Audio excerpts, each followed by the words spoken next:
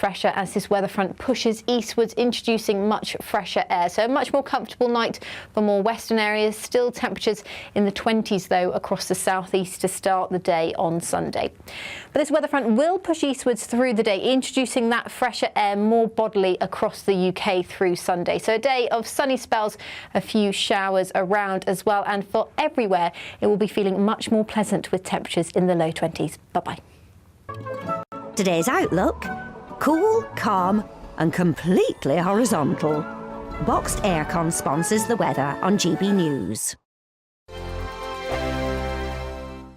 It's the Great British Giveaway Golden Summer Celebration. Your chance to win 2 fantastic prizes. There's an incredible £60,000 in tax-free cash. Plus, you'll also get your hands on a fine gold bar worth over £5,000. For a chance to win £60,000 in tax-free cash and a real gold bar, text GOLD to 63225. One entry costs £2.50 plus one standard network rate message. Or text BONUS to 63225. 5 entries cost £5 plus one standard network rate message. Go to gbnews.com/win. Entries start at £2.50. Call 0903 686 3232. Calls cost £2.50 plus your network access charge. Or post your name and number to GB22 PO Box 8690 Derby DE1 9TT. UK only. Entrance must be 18 or over. Lines close at 4 p.m. on the 21st of August. This is a network giveaway. Entries will be pulled. Please check the closing time if listening or watching on demand.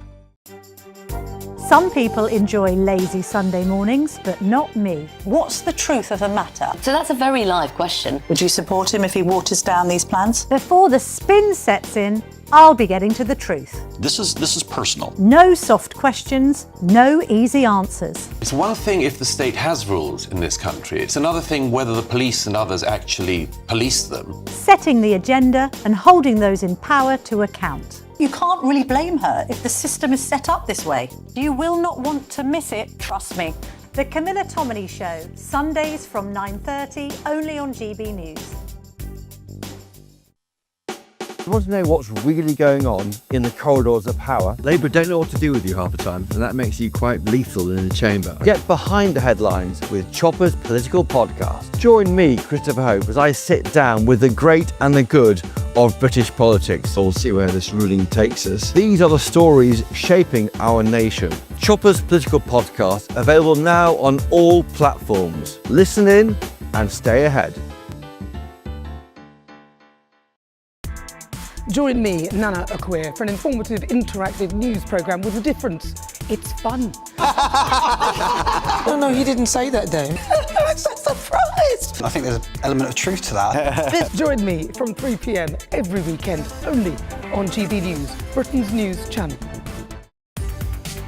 From the school run to the home run, watch a new show for all of Britain. So he can say whatever he wants. A straight talking show where all voices are heard. And you know, when are we going to stop talking about smashing the gangs and actually do it? With the stories that matter from every part of our country. There's a bit of a crash landing there for your Chancellor. Bold, fearless and standing up for you. That's me, Martin Daubney, 3 p.m. till 6 p.m. weekdays, here only on GB News. The People's Channel, Britain's news channel. More and more people are now tuning in to GB News. They shape our programmes, we try and incorporate them in our shows as much as we can. Our audience are really interactive. Our listeners, our viewers, they're growing. And that's because they tell their friends and family about what we're doing here at GB News. It feels like the depth of that connection has strengthened as well. Thank you so much for speaking to us on GB News. Come and say hello to everybody that's here from GB News. It's been an exceptional event. We've come a long way here now. Thank you, GB News! What's so unique about GB News viewers is that they really, really love our country. And they talk about us so proudly. We're on a journey together. We are here for all of Britain. We believe in this country, we believe in its people, and we believe in all of the communities who live here. That's what makes us the fearless champion of Britain.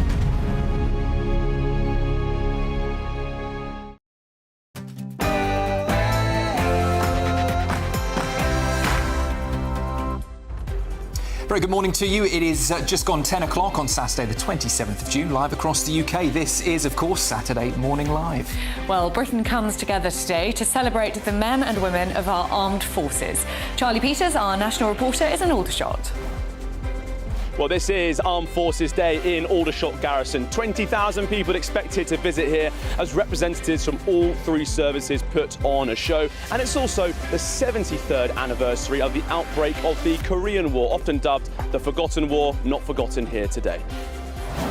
We must restore fairness to our migration system.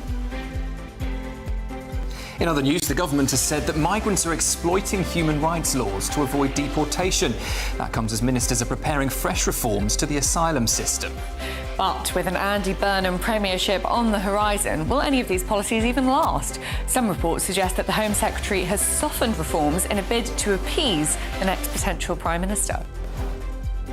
Former Cabinet Secretary Lord Case says that Andy Burnham must call a general election if he becomes Prime Minister. That's as new polling suggested that the Burnham bounce may have already saved the Labour Party. And according to reports in the Sun newspaper, the Duke of Sussex is expected to take his children, Archie and Lilibet, to see Princess Diana's grave for the first time when they visit the UK next month. Will the family also meet the King and the Prince of Wales? And it is showdown Saturday for the England's Three Lions as they take on Panama in their World Cup group stage finale tonight. The biggest stories, boldest opinions and liveliest debates over the next 2 hours. I'm Olivia Utley. And I'm Sam Francis. Your weekend starts here.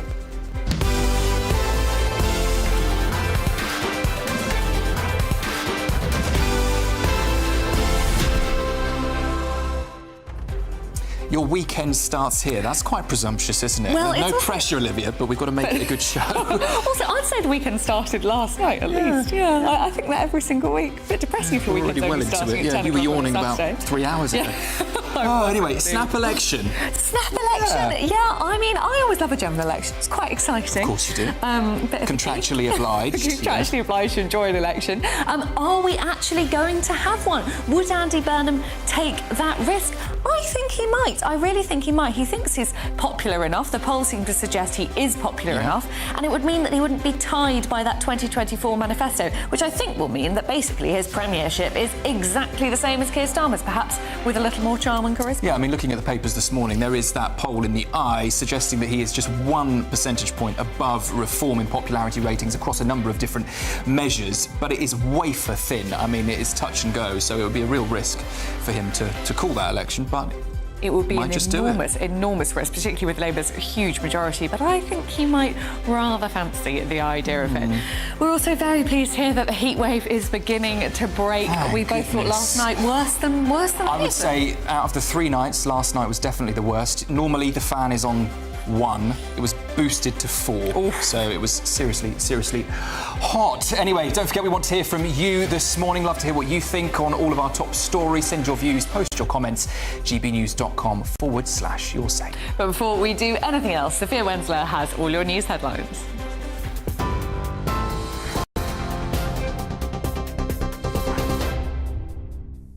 Sam, Olivia, thank you and good morning. Your headlines at 10 o'clock. A Labour Party led by Andy Burnham would bypass reform if a general election was to take place today. That's according to the latest opinion polls. It comes as the former Greater Manchester Mayor is set to unveil his economic strategy to cut the North's dependence on the South by devolving powers and money from Westminster to England's regions. In his first big policy speech since Sir Keir Starmer's resignation, Mr Burnham will set out an economic strategy under which Whitehall budgets will be slashed and money diverted to regional mayors. But with no mandate for radical change, calls are growing for him to call an early election.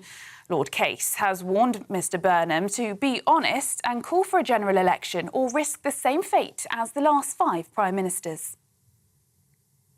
The Home Secretary is reportedly looking to soften Labour's immigration crackdown in a bid to appease Andy Burnham by cutting the waiting times for foreign workers and their families to gain permanent residency.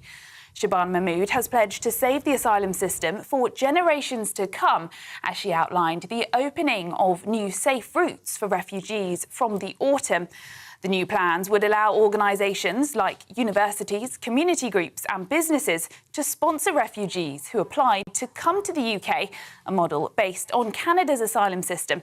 The Home Office said the system would operate at a much higher capacity than the current UK resettlement scheme that provides a route for only a small number of people each year.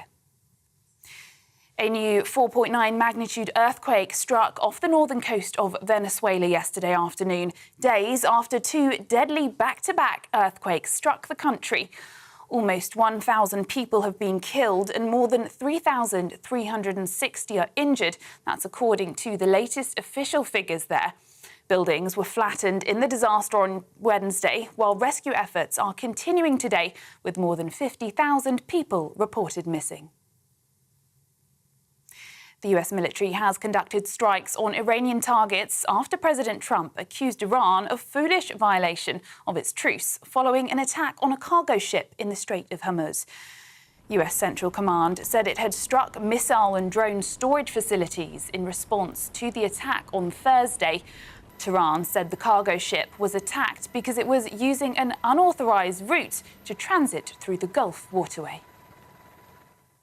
Britain has been forced to urgently import more electricity from the EU to avoid power shortages during the record-breaking heatwave. The National Energy System Operator, which manages the grid, issued a rare emergency power supply warning after soaring temperatures triggered a slump in solar energy, with panels struggling to work in the hot conditions. It all comes as another June heat record was broken yesterday, with a provisional temperature of 37.3 degrees Celsius reached in Suffolk. But from today, temperatures are set to drop, with fresher conditions spreading slowly further east over the course of the weekend, and there's a risk of thunderstorms in parts of the UK. Those are the latest GB News headlines. Now it's back to Sam and Olivia.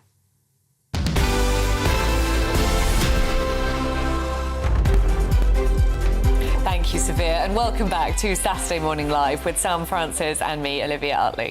Well, today marks Armed Forces Day, of course, where people across the country are acknowledging the sacrifices made by serving and former military personnel as part of the wider Armed Forces Week. Yes, we will also be looking across the country, including a parade featuring bands from the Royal Navy, Royal Marines, British Army and Royal Air Force, leading marching detachments of military personnel and veterans. Well, let's join our national reporter Charlie Peters, who is in Aldershot for us, where the events are underway this morning. Charlie, just bring us up to date on the mood around you. It looks like it's a busy atmosphere where you are. It's beautiful. It's a lovely day here, Sam and Olivia. Olivia, usually I'm gutted to be missing Saturday Morning Live in the studio, but today, happy to be out and about. 20,000 people will be here at Aldershot Garrison, the spiritual home of the British Army, to celebrate and to praise and take account, really, of the pride of the men and women of the armed forces. All three services will be represented here. We'll have parachute display teams from the Falcons, Raiders and the Red Devils. That's all three services. We'll have an Atlas A400 heavy lift aircraft flying over a parade from the Parachute Regiment later today, and an historic aircraft from the Battle for Britain Memorial Flight. And there's a great atmosphere here. I think loads of people very happy to be here, to be part of that celebration, but also I do detect a slightly curious atmosphere around that as well, because of course defence is in such a tricky space at the moment politically. We've had ministers resign, there's controversy about the defence investment plan, it's 10 months late, 5 times delayed. So many questions about whether the men and women who are on parade here today are going to have the kit and equipment they need to do the job. Actually, I'm very happy to say I can bring in Aldo Kane, adventurer, former Royal Marines Commando. Aldo, what a great event this is today. How happy are you here to be here? Yeah, it's great. And this is, essentially this is a celebration of our armed forces, all of the services. And it's about also reintegrating the armed forces into people's lives, and just to remind them that there are people keeping us safe every single day of the year in some far-flung places. So it's really about remembering them, and also about that reintegration into society. So many people I've actually seen here they have relatives who once served. Maybe they've seen widows walking around wearing, I've seen a lady just now wearing a Pegasus necklace badge commemorating the airborne forces. This week, 76 years ago started the Korean War, often known as the Forgotten War. This is an opportunity for remembrance as well, isn't it? That's right. In remembering with all of the conflicts, it's affected every single person here who is in uniform. But it doesn't just stop there. Once they do get to the end of their service, they're often felt like they're forgotten about. So a big part of it is about remembering those that have fallen, but also those that are still alive and that are still with their own struggles. So Aldo, you had a very specific skill set as a Royal Marines commando and a sniper. People might think that's quite tough to transition from that world into the civilian space. How has that worked for you, and how can others get on that sort of process? It was tricky to leave, and there aren't many immediately sort of transferable skills from being a sniper, but I wouldn't be able to do the job that I do now. I lead international expeditions and have done for the last 30 years. And the majority of those skills and that skill set and why I get asked back come directly from my time in the service, my time in the Royal Marines. And actually, when you dig down one layer from being a sniper, there are so many transferable skills. And that is I think, the untapped source for businesses, organisations, corporations, is that when people leave the service, they have an incredibly unique skill set that can almost be turned to any endeavour. I'm sure plenty of people wish they had the mental resilience and patience of a sniper. It's certainly done you plenty of good in civilian life. Can I share a little gripe with you, Aldo? Yeah. So I think the military all too often are hidden from the public. Right, we have these big parades outside Buckingham Palace, but armed forces personnel very rarely see them in public wearing their uniform. It's almost like sometimes it feels like we've got a hidden military. And here today is an opportunity to actually put them front and centre to remind people what we've got. That's right. And, if you travel through America and you travel through an airport lounge, there will be tannoys that are saying any armed forces people that are transitioning through here, come and use the lounge, and you don't get any of that in the UK for whatever reason. And essentially, everyone who is serving their country and doing the most dangerous of jobs, often they do feel forgotten, and when they come back, they feel forgotten.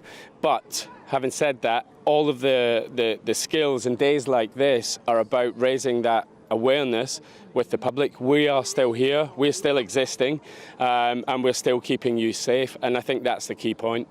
Aldo Kane, absolute pleasure. Thanks very much for speaking to us this morning.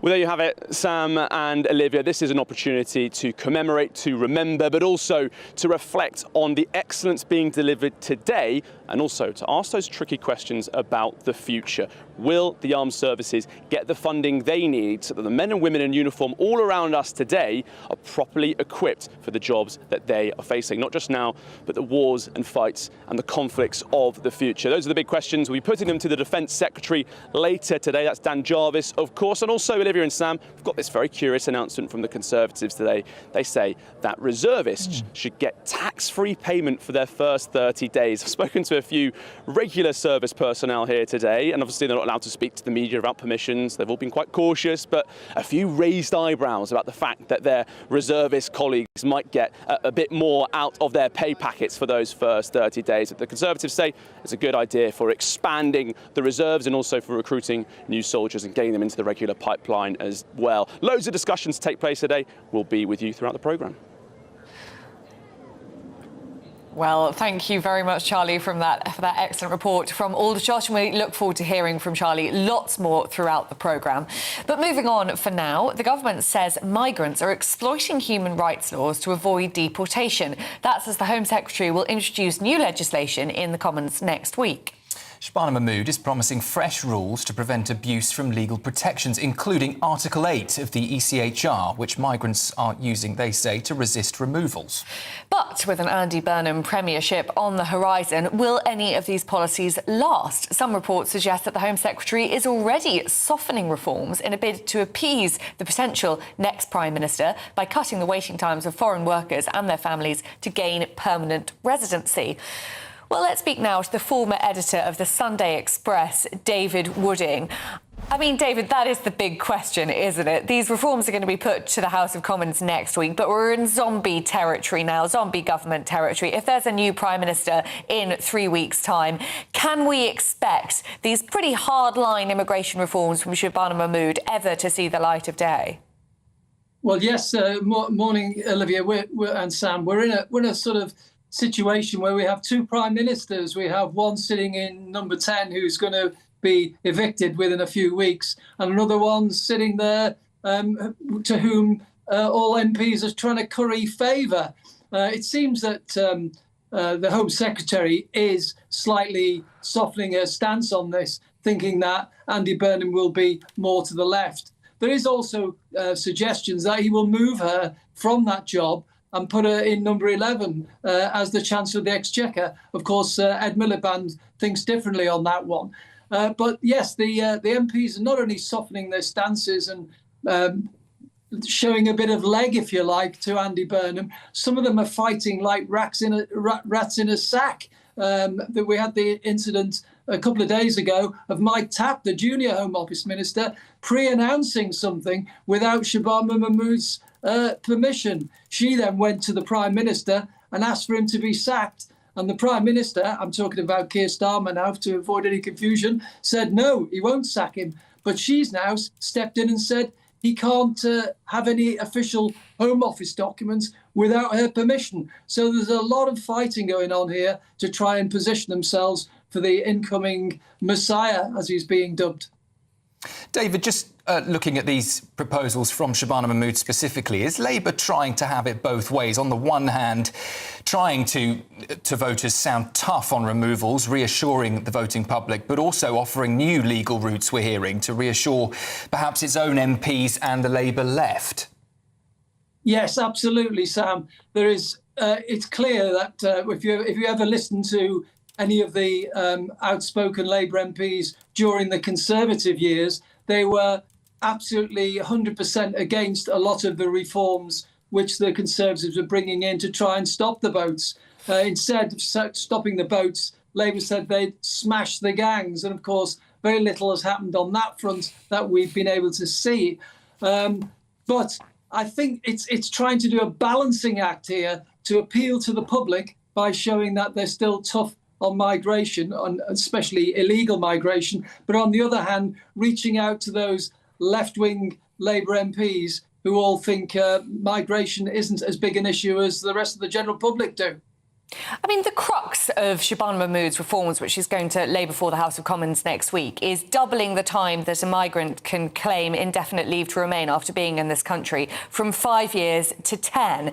There is talk of exempting care workers from that policy. David, is there a worry that that could just essentially take the teeth out of the policy altogether? Most of the people coming over here, gaining indefinite leave to remain, coming here with their dependents, a lot of them are care workers. Would that water down the policy to the point where it would be almost pointless? Yeah, of course, a lot of MPs have expressed the view that without migrants, the care service would collapse. Others say that it's down to wages and conditions, and of course the fact that people are being paid more to stay on benefits than to go out and get a job.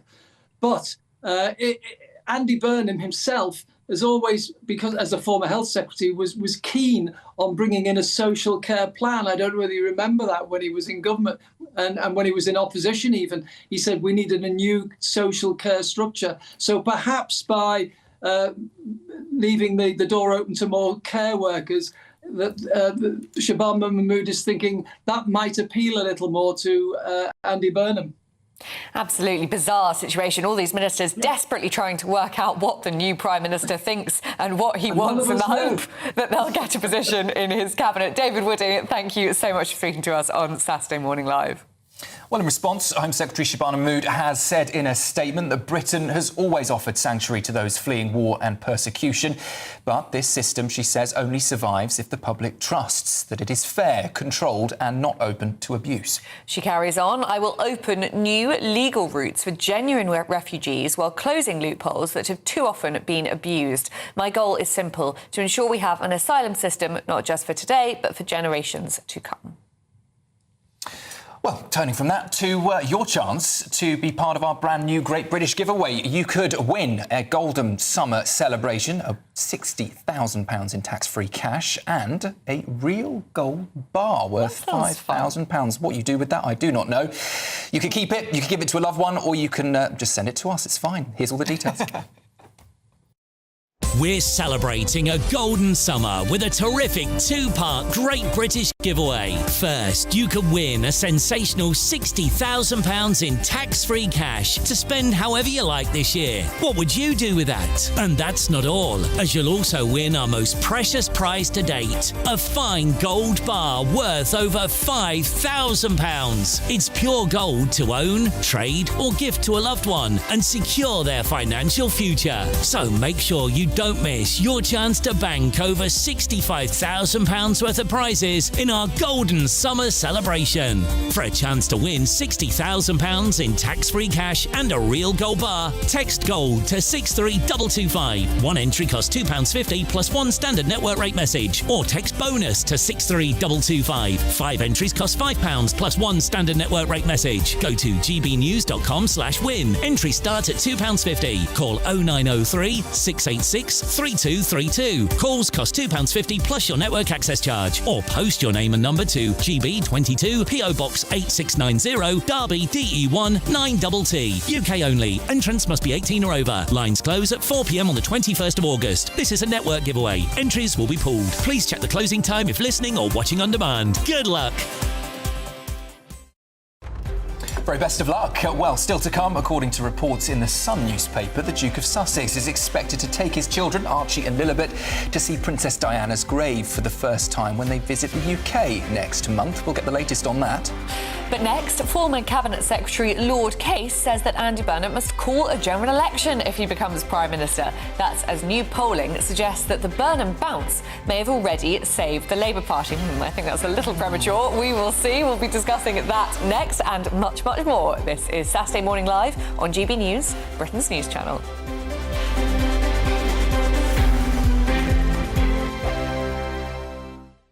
Bold. They are under no illusion. Ray. Are you a human trafficker? Boundless. I've had enough of the nonsense, and I'm not afraid to say it. Don't get us on the BBC. Every weeknight, I tear through the headlines. The smell of gasoline. Should we be worried about it? From Westminster madness to cultural war chaos. What I'm going to do now is they are throwing things out the car as we speak. Get ready, Britain. Here we go. Patrick Christie's tonight, weeknights from 9 p.m, only on GB News, Britain's news channel. At GB News, we love to hear from you, our loyal community. So drop us a line at gbnews.com/yoursay. There you can talk to each other and also to the presenters live on air. gbnews.com/yoursay, because GB News is your channel, Britain's news channel. I've been in Westminster for a long time, but I know that though power may be here, its effect on people's lives is across the whole of the country. We may be where rules are made, but it's where they're implemented that matters. Join me, Jacob Rees-Mogg, for forthright and frank discussion on where Britain has come from, where it's going, and where it will end up. That's State of the Nation, Monday to Thursday, 8 to 9 o'clock. Vox Populi, Vox Dei. Join me, Nana Akweer, for an informative, interactive news programme with a difference. It's fun. No, he didn't say that, Dave. I'm so surprised. I think there's an element of truth to that. Join me from 3 p.m. every weekend, only on GB News, Britain's news channel. 5 hosts, 5 opinions, 5 fearless debates, 5 unfiltered takes on the day's news. 5 reasons not to be anywhere else on Saturday night. This is the Saturday 5. You got me. You got me good there. Britain's biggest Saturday night TV show. It's not a bad brand. Yeah. Uncensored. Very, very racy tonight. On the unpredictable. What does she say? Can you translate it for us? And always entertaining. And how can a country go from being led by William Wallace Saturday nights from 6 p.m. only on GB News, the People's Channel. Britain's news channel. You're going to want to stay tuned, trust me. Some people enjoy lazy Sunday mornings, but not me. What's the truth of the matter? So that's a very live question. Would you support him if he waters down these plans? Before the spin sets in, I'll be getting to the truth. This is personal. No soft questions, no easy answers. It's one thing if the state has rules in this country. It's another thing whether the police and others actually police them. Setting the agenda and holding those in power to account. You can't really blame her if the system is set up this way. You will not want to miss it, trust me. The Camilla Tominey Show, Sundays from 9:30, only on GB News.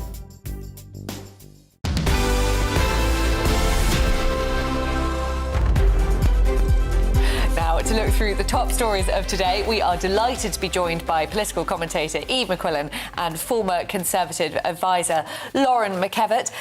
Lauren, I'm going to start with you because you are here. Thank you very much for joining us. Well, thank you both very much for joining us on Saturday morning. Well, it's air conditioned here, so it is. So I live here now, unfortunately. Your producers are just going to have to work around we were me. all hanging around in the lobby briefing yesterday because it was air conditioned. No one wanted to go outside.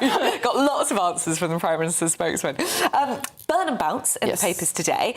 Just edging ahead of reform. That is the first time that we've seen Labour beating reform for a very long time. It is. Do you think that he might get into power, look at the 2024 manifesto, think, I can't be dealing with that, and call a general election? No. I mean, I think he'd be very silly to do so because the runes have changed completely in the last 2 years.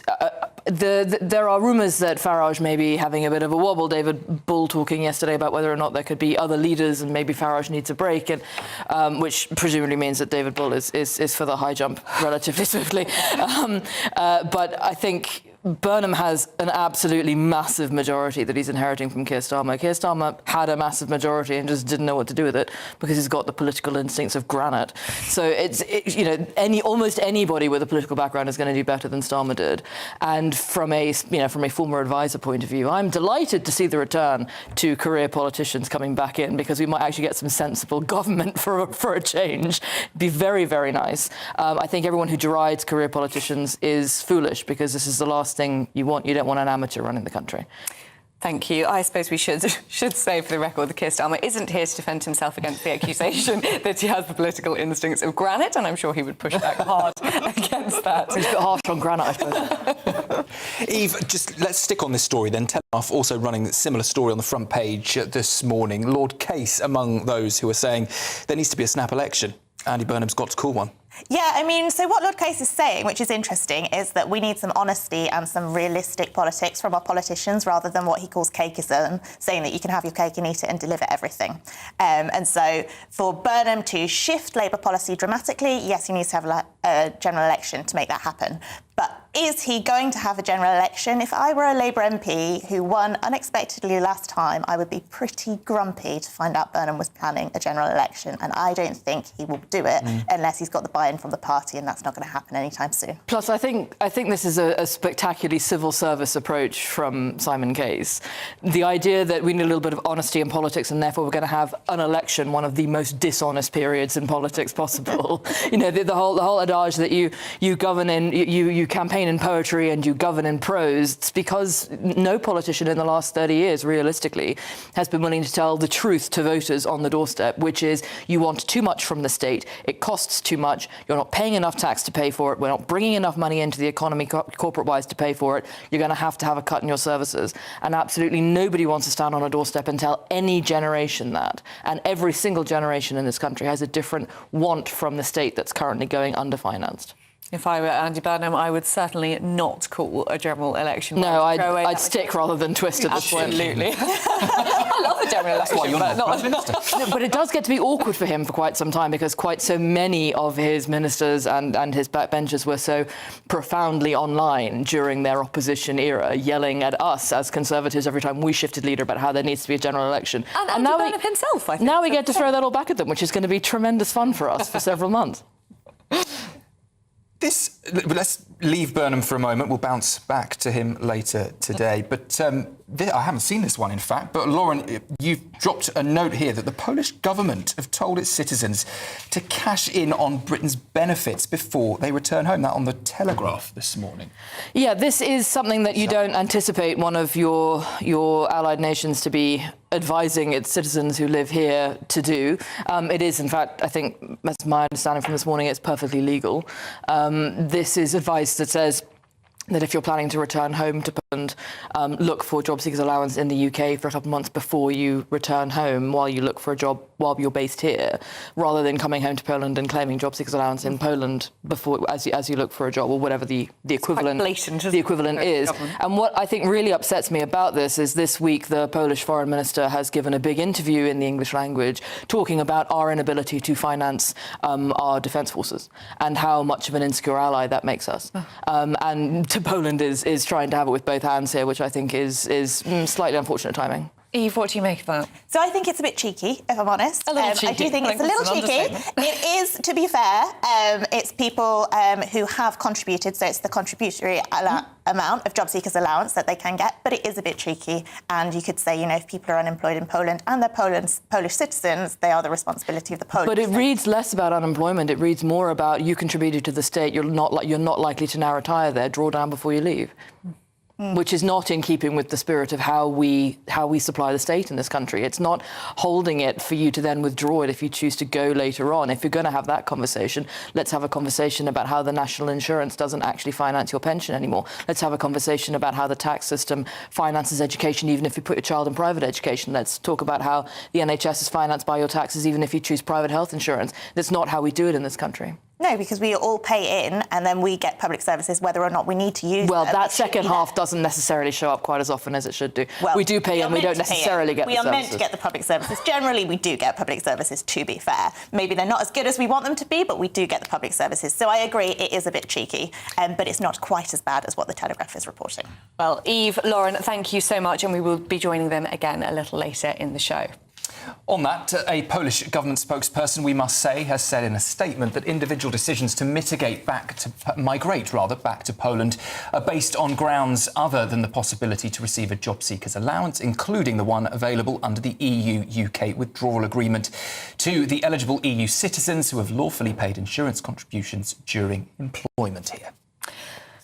Now, today we're marking Armed Forces Day, honouring the lives of veterans and serving military personnel across the country.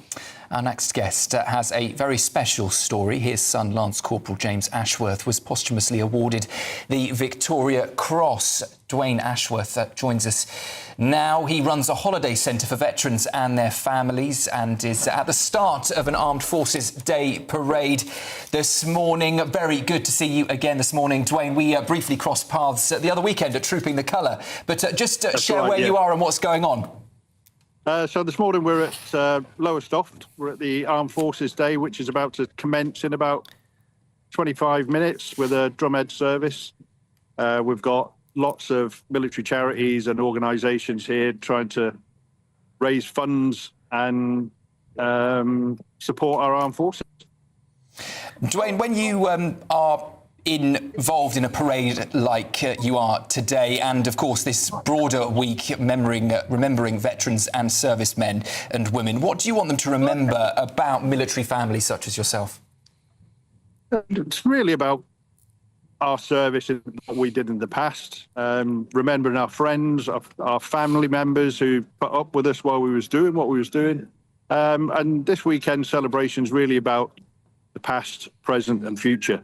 And the future for us is the young cadets that are on parade today all around the country, and hopefully one day taking that step into military service. Dwayne, what do you make of the future for those young cadets taking part in parades today? Obviously, lots of people very worried that the government is hollowing out our armed forces without spending enough on defence. Is that a concern you share? Definitely. I think that's a concern amongst pretty much every veteran I've spoken to. Our defence budget does need to be sustainable. If we're going to be able to continue with our free speech and everything else that we enjoy in life, without defence, we'll be just taking a back step.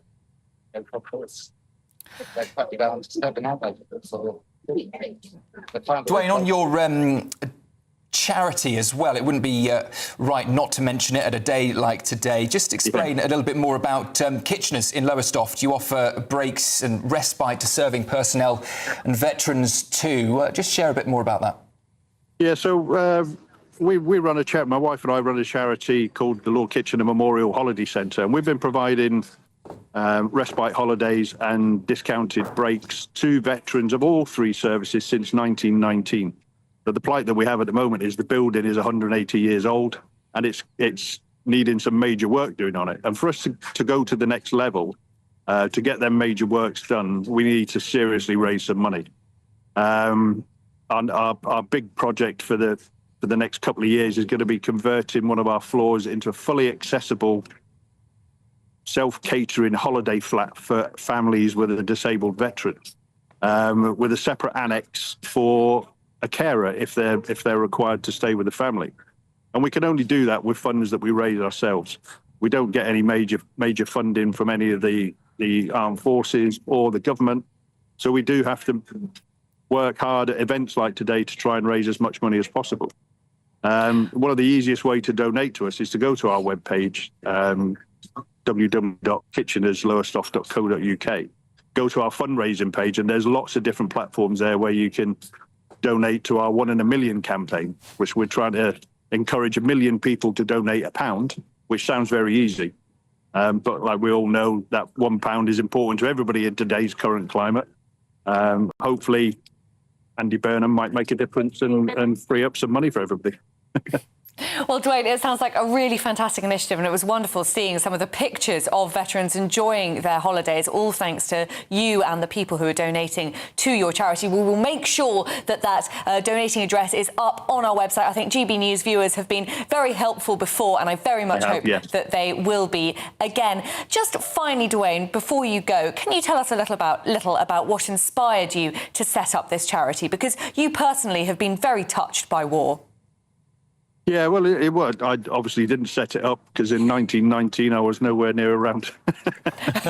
Sorry, to work with it. Obviously, since our son was killed in Afghanistan in 2012, and being a veteran myself, it does go home to what does it mean? And we come across lots of people who are just generally need a little bit of help, and if we can guide them people in the right place to get them the help and hopefully save lives, that's all we want to do. And obviously James being killed and being in touch with his friends that were there on the day, and we've seen the deterioration in them. People speak of veterans and instantly think of World War II veterans, Chelsea pensioners. Veterans today are 23, 25, 30-year-old, and they're all in need of mental health and welfare health. And if we can give that, then that's what we want to do. Dwayne, thank you so much for your time. Really pleased that we managed to speak again this morning, and just for helping us really understand the family side of a day like today. So thank you, Dwayne Ashworth, for being with us this morning. Thanks to your listeners as well. Thank you very much. Well, still to come. According to reports in the Sun newspaper, the Duke of Sussex is expected to take his children, Archie and Lilibet, to see Princess Diana's grave for the first time when they visit the UK next month. We'll get all the latest on that. But next, we'll be heading back to Aldershot, where events are taking place to mark Armed Forces Day today, honouring the work and the lives of our servicemen and women. This is Saturday Morning Live on GB News, Britain's news channel. Good morning. Welcome to your latest GB News weather update, brought to you from the Met Office. The final hot day across eastern areas of England, much fresher further west with outbreaks of rain and showers, particularly across the northwest. It will be dry for many southern areas of the UK through much of the day, but there is a risk of some thundery showers across more central and northeastern areas of England into this afternoon, and then in the southeast later on this evening. We do still have an extreme heat warning in force across eastern areas of England, so although temperatures are not quite as high as they have been through this week, we're expecting some further impacts. Highs of 33 degrees possible in parts of the southeast. Elsewhere, much closer to average, the high teens, low 20s, but still in the mid-20s across central areas of England. So still a pretty hot day for these areas. Outbreaks of rain will affect parts of Scotland and Northern Ireland through this evening, particularly for more western areas of Scotland. We're not expecting as much thunder and lightning than we did see yesterday for these areas, but still some quite heavy outbreaks, some gusty winds too for Northern Ireland as as well. Much drier for northwestern England, southeastern Scotland as well. Temperatures in the mid-20s to end the day on Saturday, so still pretty warm out there. Strong sunshine into the late evening. Very sunny for parts of Wales, the southwest of England, but it's across the southeast where we could see some thundery activity through Saturday night into Sunday. It may remain offshore. We may just see lightning out off the coast, but we could see some heavy downpours and possibly some hail. Another very warm night across eastern areas, Saturday night into Sunday. Across the west, though, it will turn much fresher as this weather front pushes eastwards, introducing much fresher air. So a much more comfortable night for more western areas. Still temperatures in the 20s, though, across the southeast to start the day on Sunday. But this weather front will push eastwards through the day, introducing that fresher air more bodily across the UK through Sunday. So a day of sunny spells, a few showers around as well, and for everywhere it will be feeling much more pleasant with temperatures in the low 20s. Bye-bye. Exciting news. Every Friday, my Patrick Christie's Tonight Show is going to have a twist to it. We're welcoming some special guests. You. That's right, on Fridays I'm going to be doing my show in front of a live studio audience because this show is about you and what you have to say. It's going to be the same big debates, same big topics, same big opinions.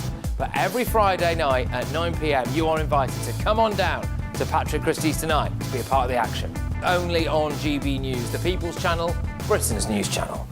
Welcome to Free Speech Nation with me, Josh Howard.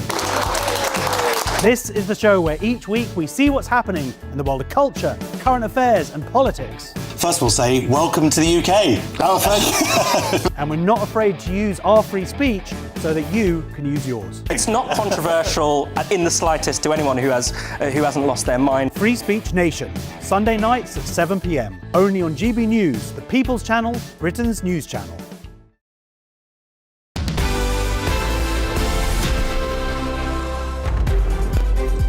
Very good morning to you. Welcome back to Saturday Morning Live at 22:11. Well, today marks Armed Forces Day. Brits across the country are acknowledging the sacrifices made by serving and, of course, former military personnel as part of the wider Armed Forces Week. Well, let's rejoin Charlie Peters, who is in Aldershot, where events are getting underway. Charlie, it's been fascinating to hear what's happening in Aldershot so far. Can you give us an update on what's going on the ground?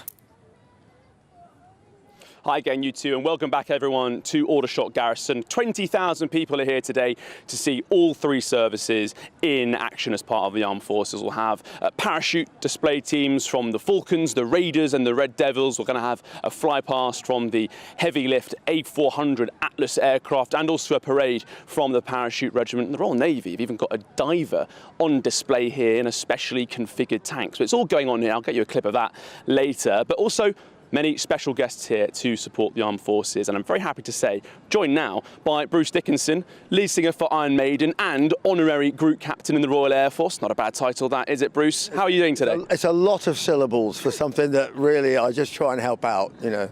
But helping out is what you do, and that's what today is all about as well, recognising the sacrifice of the Armed Forces and also the pride that they have in their work.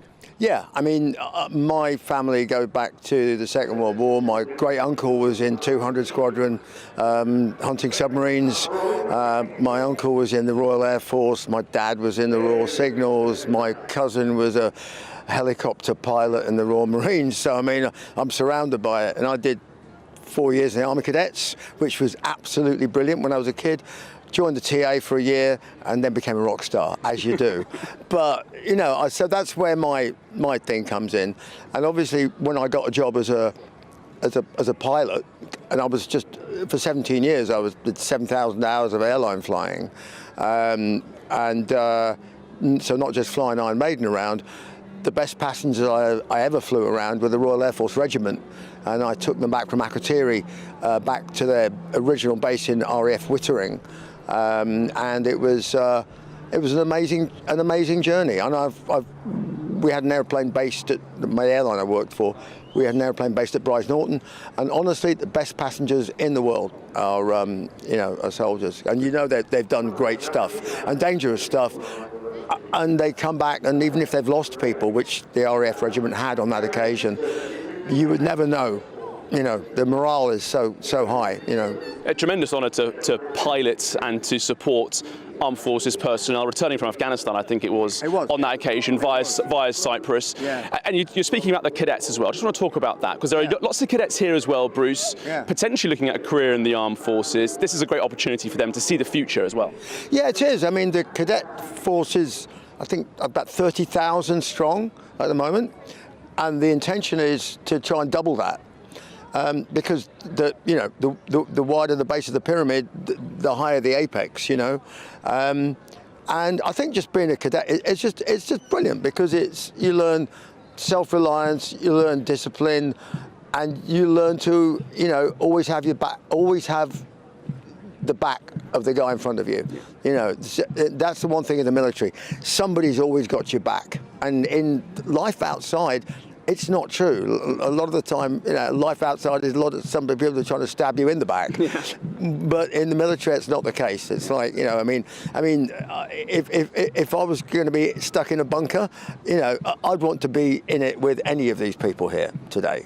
Too right. And we were speaking to Aldo Kane earlier, adventurer, former Royal Marines commando, talking about that transition from military life into civilian life. He was speaking on exactly that theme, about how to make the most of the skill set that they've got in the armed forces and apply it to a civilian role.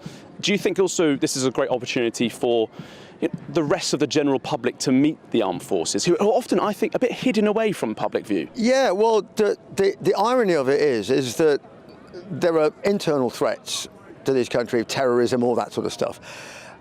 But there's a lot of external threats, and those external threats are quite a long way away, which is good, because you want to keep them a long way away. And our forces are deployed a long way out to defend our democracy, our culture, our values, family, and everything.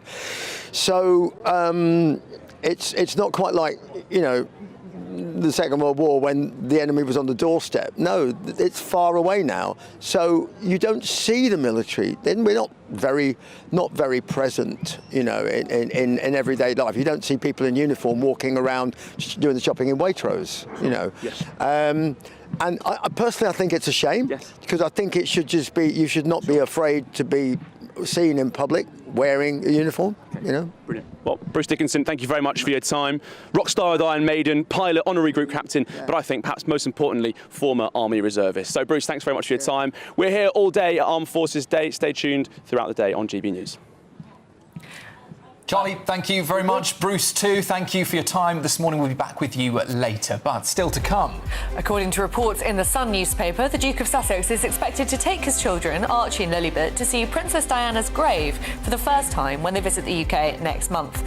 We'll get the latest, but first, I know you would be mad, but if you're in search of some holiday sun, here is the forecast for some of the top European destinations. Don't bother.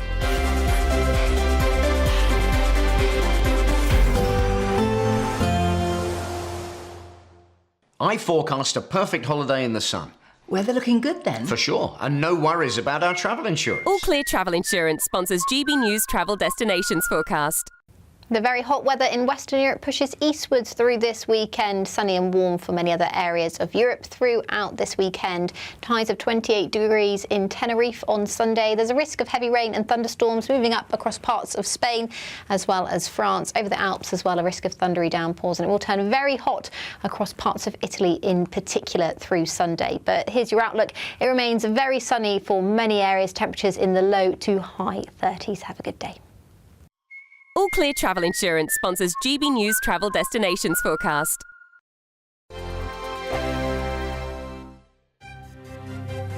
GB News Breakfast, every day from 6 a.m. And it's Father's Day. I don't know if my dad's up yet. If you are, happy Father's Day. He's already texted me. Is he? He's tuning in. Mr. Reaper, good morning to you. Sunday, well, speaking of Sunday lunches, he'll be having a roast pork joint later, courtesy of myself. Good.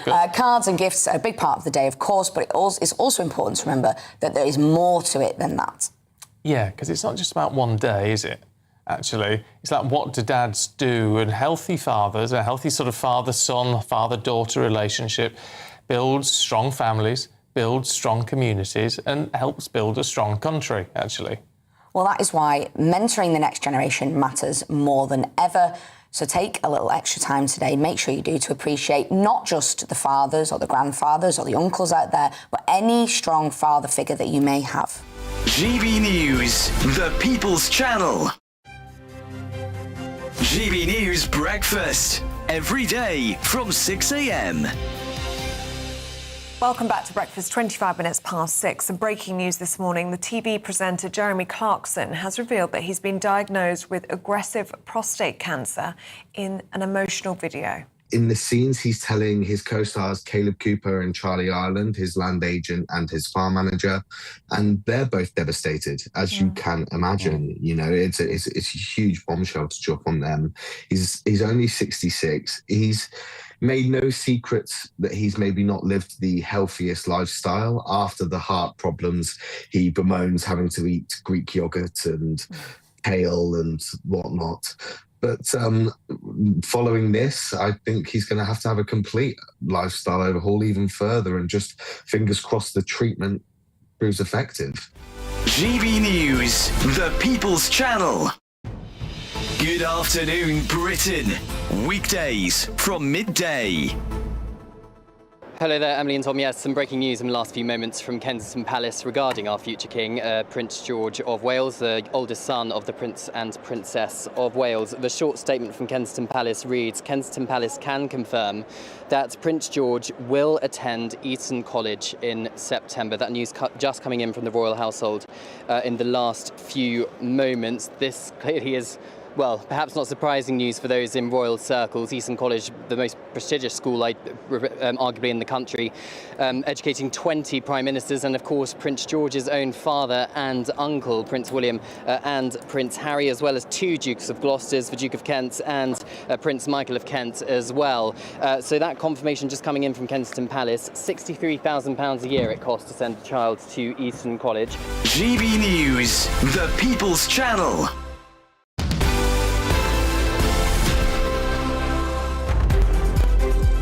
Welcome back. The Duke of Sussex is expected to take his children, Archie and Lilibet, to see Princess Diana's grave for the first time when they visit the UK next month. It's been reported in the Sun newspaper that the visit to Althorp House in Northamptonshire will take place just days after what would have been Diana's 65th birthday.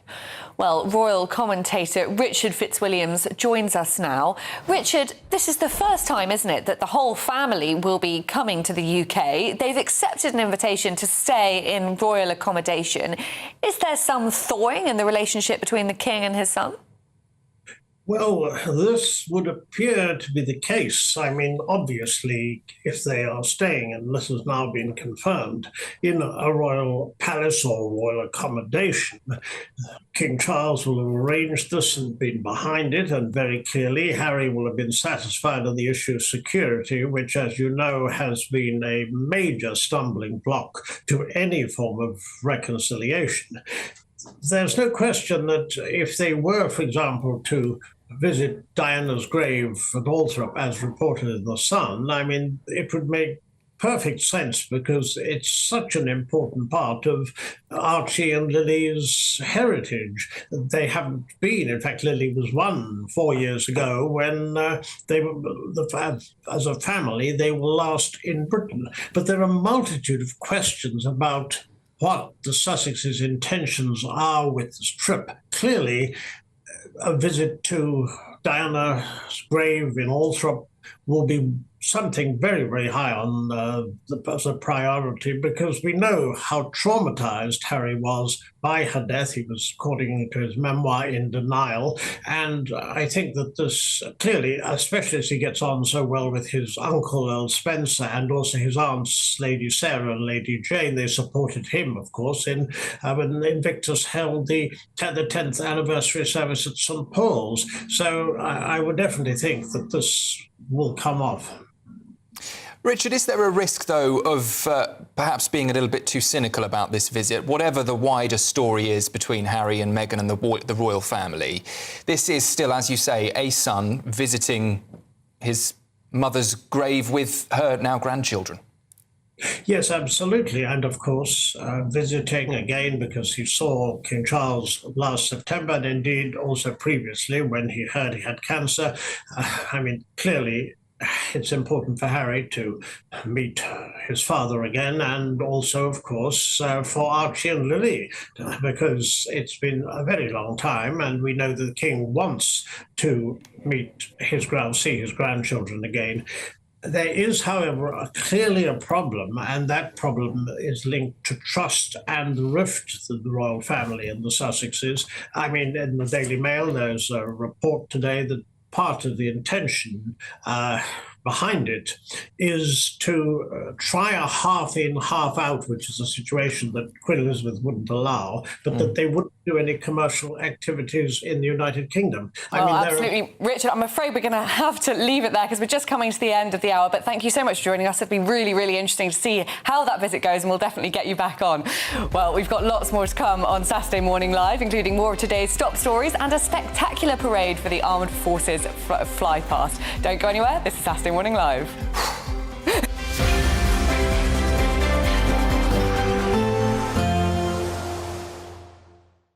Expect warm spells with the odd rude interruption. Boxed Boilers sponsors the weather on GB News. Good morning and welcome to your GB News weather update from the Met Office.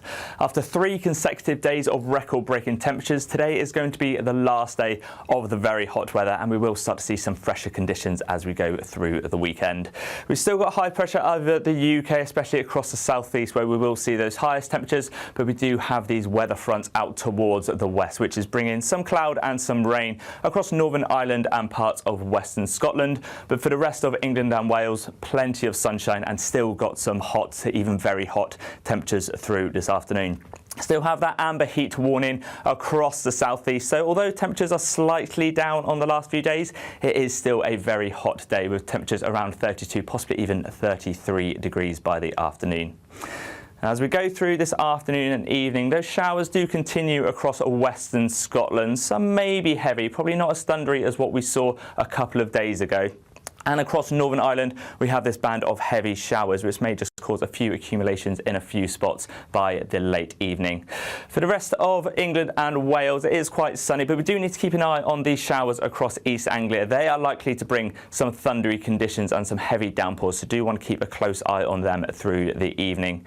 They do move off rather quickly, leaving clear skies across the southeast, but then this band of cloud and rain will move its way eastwards through the overnight period. So fresher underneath this cloud and rain, but again, across the southeast, it is going to be another warm night to come.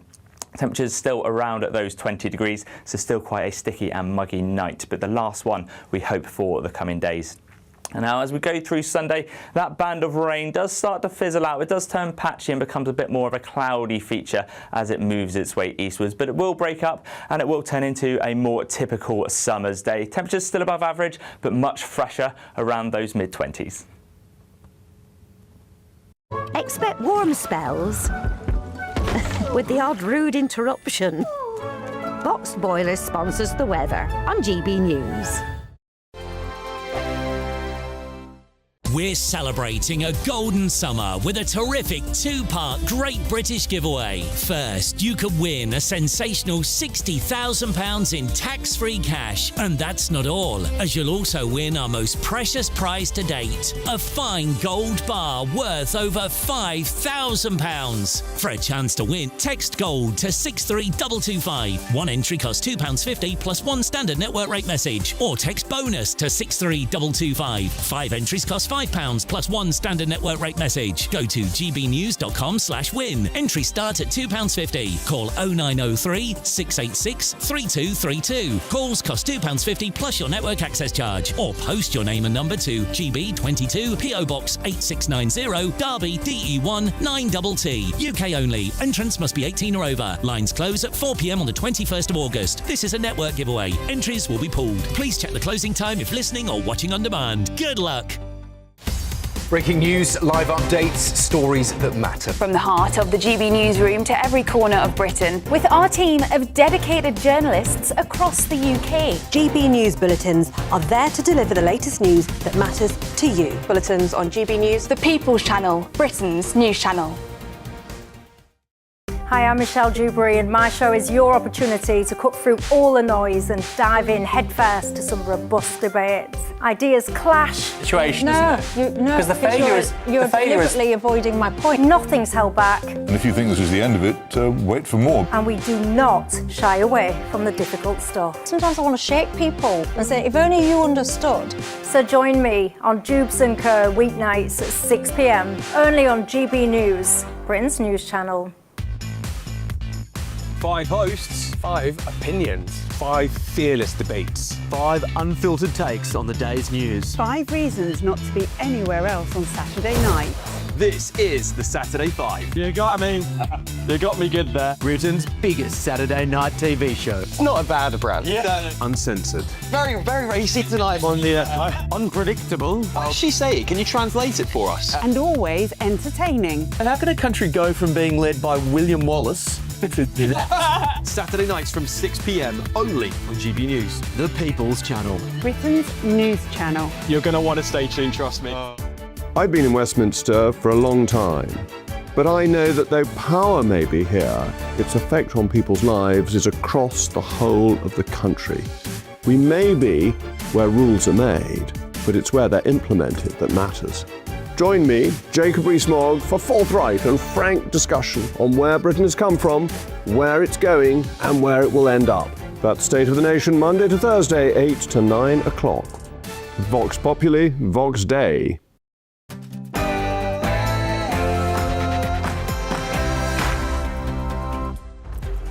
Very good morning to you. Just gone 11 o'clock. It is Saturday, the 27th of June. We're live across the UK. This is Saturday Morning Live. Well, Britain comes together today to celebrate the men and women of our armed forces. Charlie Peters, our national reporter, is in Aldershot. And we're just awaiting the start of the parade here at Aldershot Garrison. All 3 branches of the armed forces represented down this path. 20,000 have gathered here for this display. We'll be with you very shortly. We must restore fairness to our migration system. In other news, the government says that migrants are exploiting human rights laws to avoid deportation as ministers are preparing fresh reforms to the asylum system. But with an Andy Burnham premiership on the horizon, will any of these policies even last? Some reports suggest that the Home Secretary is already softening reforms in a bid to appease the potential next Prime Minister. And former Cabinet Secretary Lord Case says that Andy Burnham must now call a general election. That's if he becomes Prime Minister, as new polling has suggested that the Burnham bounce may have already saved the Labour Party. And it's showdown Saturday for England's 3 Lions as they take on Panama in their World Cup group stage final. The biggest stories, boldest opinions and liveliest debates over the next hour. I'm Olivia Rutley. I'm Sam Francis. Your weekend starts right.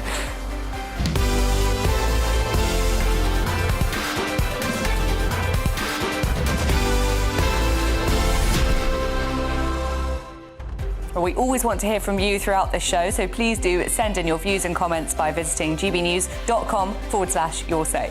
Before we do anything else, though, Sophia Wensler is here with all the news headlines.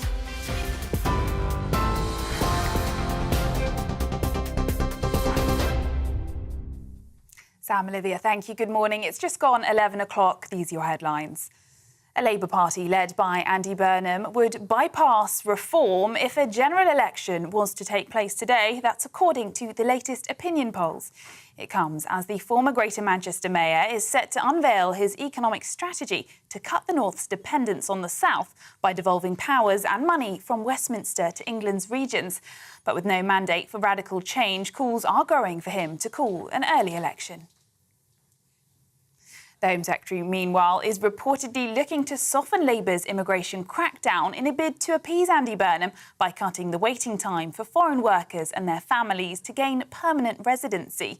The new plans would allow organisations like universities, community groups and businesses to sponsor refugees who applied to come to the UK, a model based on Canada's asylum system.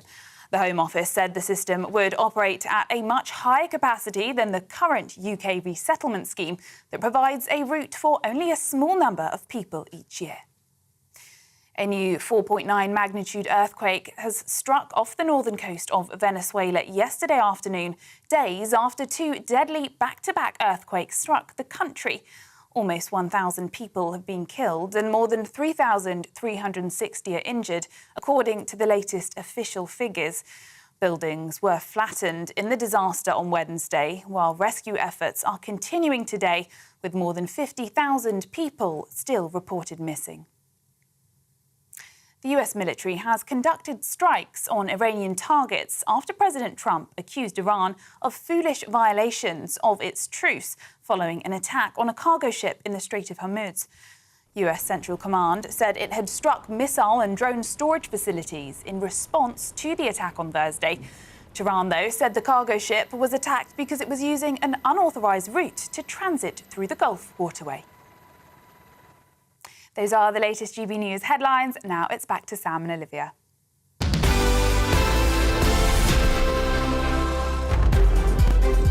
Well, welcome back to Saturday Morning Live with Sam Francis and me, Olivia Hartley.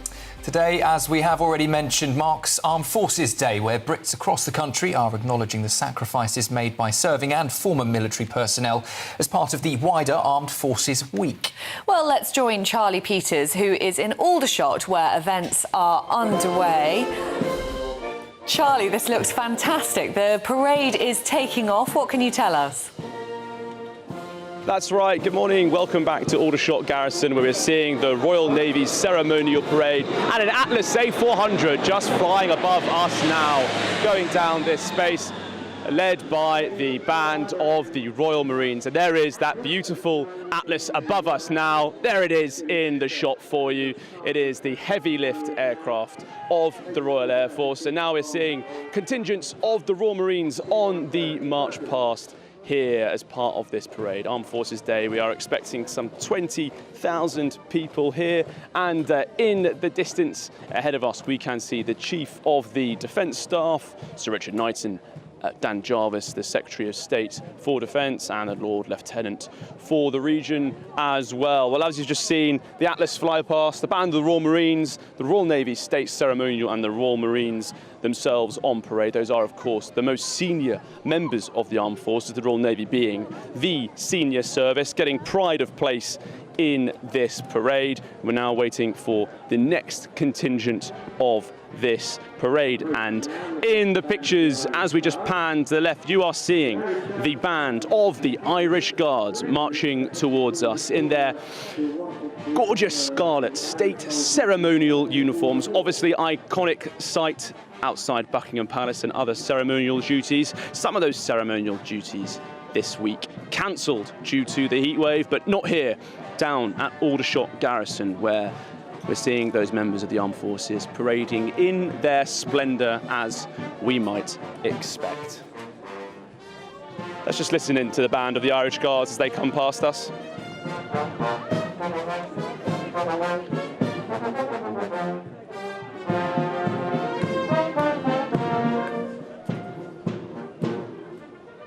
And there the band takes a salute of the Chief of the Defence Staff as they march past the dais here on this main stretch of tarmac over Aldershot Garrison.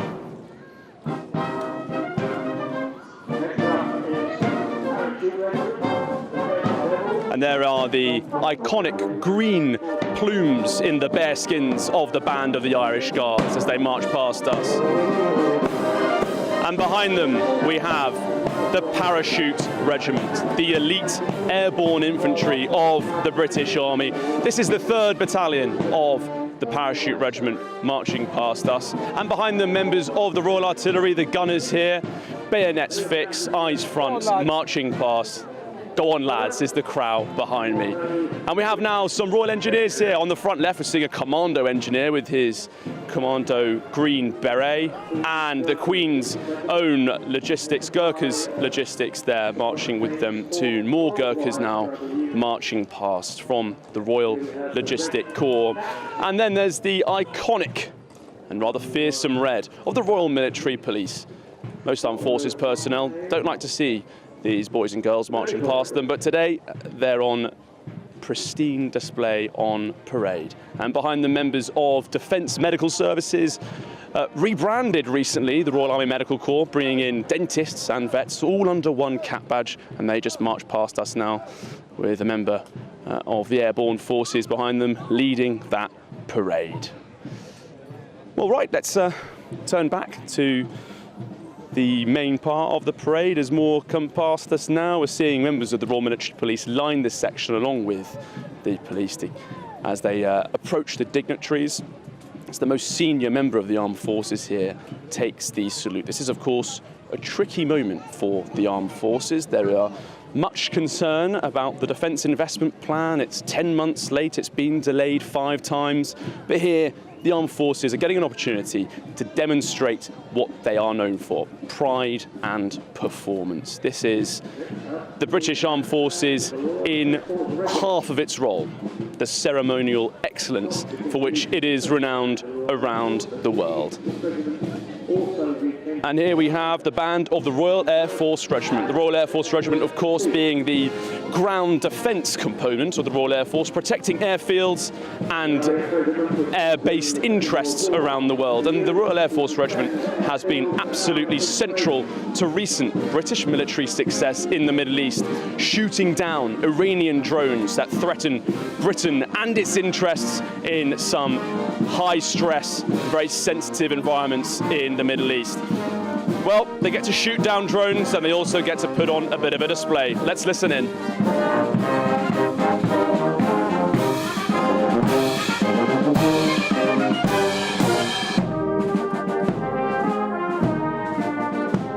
And here are those members of the Royal Air Force Regiment marching past us, full of pride in their service. They are front and centre of the British military effort at the moment, recognised as aces even in recent honours and support for their work in their role in shooting down those Iranian drones in the Middle East.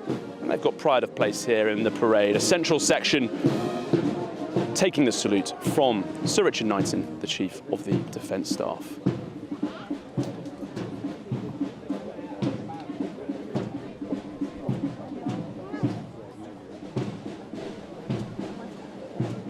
And the parade continues. Seeing more members of the Royal Navy now continue to march down, and these are the cadet forces of the display. Cadets absolutely central to Armed Forces Day, not only recognising the regulars and reserves of the Armed Force, but also the future generations, or those who may never serve, but are getting an opportunity to enjoy the bearing, the standards and the lessons of military life in their young years. Can certainly say they look particularly smart today. Not every cadet can say that they've taken a salute from the Chief of the Defence Staff and the Defence Secretary. But here come the cadets marching past in front of the dignitaries here. Salute being taken now. Doing an absolutely stellar job. Well done to all of them. Looking very smart in their uniforms as well. Very much you can see the standards and the effort being made by the Armed Forces personnel has been inherited by these young leaders as well as they march past here in Aldershot, and take an applause as well from those around us, behind us as well. More members of the Army Cadet Force here marching past with their standard. Not many people realise that actually cadet forces, they do get colours as well. They're very proud to maintain them. And these colours in front of us now, they do look quite aged. They've certainly been on many parades before. A lengthy Army Cadet Force parade coming past us now.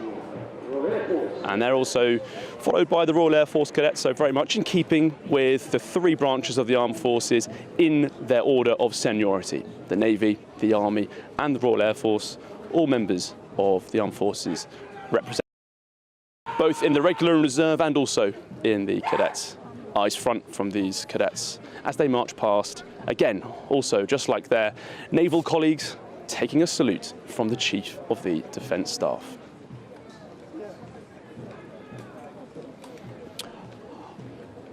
Well, concluding here the parade at Aldershot, it's been a fantastic display of military pomp and pageantry, pure ceremonial excellence from all involved, and an excellent fly past from that A400 aircraft.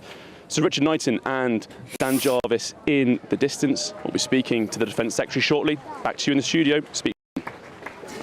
Charlie, thank you very much. Charlie Peters there for us at the Armed Forces Day celebrations. Brilliant pictures there of flags, fly-pasts and families gathered for those celebrations and commemorations. Back to Charlie in Aldershot later today. But in other news...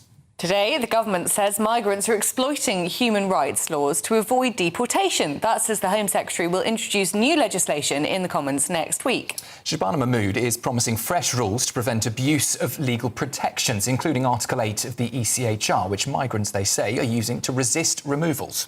But with an Andy Burnham premiership on the horizon, will any of these policies even last? Some reports suggest that the Home Secretary is already softening reforms in a bid to appease the potential next Prime Minister, in a bid, perhaps, to stay in his government.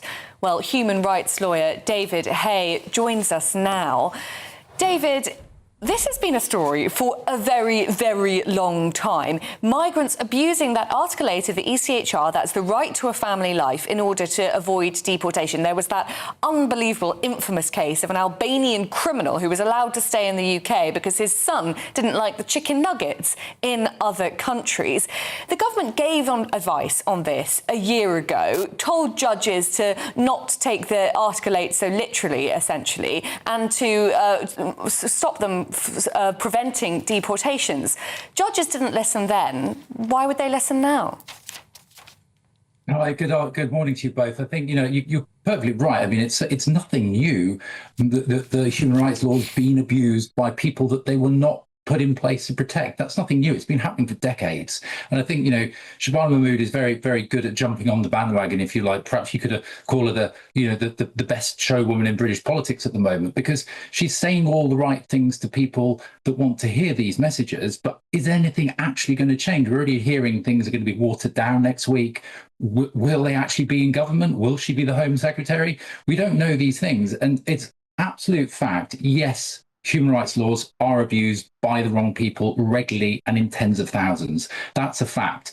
But I still don't see how the government is actually going to do anything about it. As you mentioned, they urge judges to relook at the way in which they define whether or not the human rights, the protections under Article 8 come in force. And that evidently hasn't happened. David, let's say that this does go through. How quickly would this change, these reforms, actually speed up either the removals or the appeal process anyway? I think Sam, I think it's very, very difficult to say that. So it depends what happens. So first of all, obviously, the legislation will have to get through the House of Commons, get through the House of Lords, go through all the usual processes, and only when that's occurred will then it actually come into law. And we don't know who will be the Prime Minister, or we all assume who will be the Prime Minister in a couple of months, but we don't know. We don't know who will be in the government. So this is likely to be delayed, I would imagine. And then once the law is law, if it gets through, it then has to go through the testing in the courts. So nothing in this, I think, you're going to see, I would say, any time this year, realistically having an impact, because then there's various appeals that will go through, and ultimately it will go up to the ECHR if people complain about what's in this law. So I can't see, I always say this, but I can't see very much happening this year, even if tough new reforms are brought in next week, which is, as the news says, looking unlikely. It does feel like there are a lot of hurdles for the government to overcome before anything resembling what Shabana Mahmood is proposing actually makes it into law. Obviously, Reform and the Conservatives are both saying that Britain simply needs to leave the European Court of Human Rights in order to stop this happening altogether. As someone who has worked within the sphere of the ECHR, do you think it's time for Britain to leave the ECHR? I think the answer is twofold. I would have preferred originally us trying to fix the issues with the ECHR. There are some very good things that the ECHR has put in place for people across Europe. Particularly if you look at, for instance, family life, people in England, particularly same-sex marriages, protecting people whose children have been taken into care, for instance. Things like that are really important, that it's done, it's actually done good things. But at the moment, it's not helping our country, and it's not helping other European countries, and it's been abused. Now, changing it is very difficult. And no one's made any attempt to realistically do that. There's lots of talks, we're going to do this, but no one's done anything. So then obviously leaving is the next option. So we either change it or we leave. No tinkering around the edges, trying to change our law in England, but not leaving or not changing the ASR. It's not going to work. We just go around in circles. So we need to change it and do it quick, or we need to leave. And if we can't change it, we need to leave. Well, David Hay, thank you very much. Stark message for the Labour government there. I don't think that Keir Starmer will be listening, and I think probably his successor won't be either, unfortunately. But thank you very much for talking to GB News this morning. Well, we must say, of course, that Home Secretary Shabana Mahmood has given her thoughts on this situation. She said in a statement that Britain has always offered sanctuary to those fleeing war and persecution. But this system only survives if the public trusts that it is fair, controlled and not open to abuse. She continues, I will open new legal routes for genuine refugees while closing loopholes that have too often been abused. My goal is simple, to ensure we have an asylum system, not just for today, but for generations to come. I mean, Sam, it's really interesting what David's saying there. Someone who has worked as a human rights lawyer, he knows exactly how this process works. He thinks it's time to either reform the system or get out of it. That isn't something that Keir Starmer is considering. It seems bizarre to me that the Labour government is working so hard at pushing through these proposals, or at least Shabana Mahmood is, knowing that realistically they don't stand a chance of making it anywhere near. Well, and will Shabana Mahmood even remain in post should Andy Burnham, get into power? I mean, at the moment she seems to be the most likely candidate to hold her job, but time will tell. So many ifs, so many buts. We will have to wait and see. Well, some breaking news coming into us now. A tanker has reported being struck in an unidentified projectile in the Strait of Hormuz. That's according to the United Kingdom Maritime Trade Operations. That vessel sustained damage to its bridge, but we're hearing that all crew have been reported safe. No environmental damage has been reported so far. Well, we'll have updates on that breaking news throughout the show. Still to come, though, Britain was reportedly forced to rely on the EU to avoid power shortages during the record-breaking heatwave. You need no reminder of that. What do we need to do, though, to improve our energy security? We'll be asking an expert later. But next, former Cabinet Secretary Lord Case says that Andy Burnham must call a general election if he becomes Prime Minister. That's as new polling suggests that the Burnham bounce may have already saved the Labour Party. A little premature, I reckon, but let us know what you think. This is Saturday Morning Live on GB News, Britain's news channel.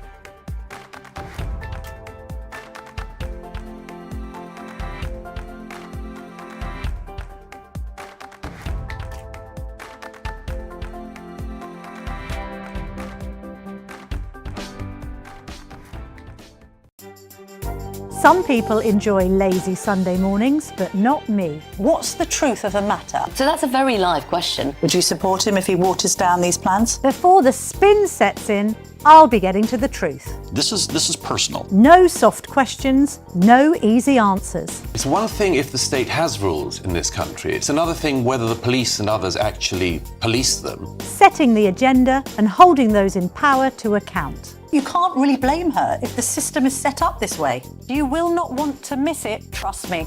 The Camilla Tominey Show, Sundays from 9:30, only on GB News. At GB News, we love to hear from you, our loyal community. So drop us a line at gbnews.com/yoursay. There you can talk to each other and also to the presenters live on air. gbnews.com/yoursay, because GB News is your channel, Britain's news channel. You want to know what's really going on in the corridors of power? Labour don't know what to do with you half the time, and that makes you quite lethal in the chamber. Get behind the headlines with Chopper's political podcast. Join me, Christopher Hope, as I sit down with the great and the good of British politics. We'll see where this ruling takes us. These are the stories shaping our nation. Chopper's political podcast, available now on all platforms. Listen in and stay ahead.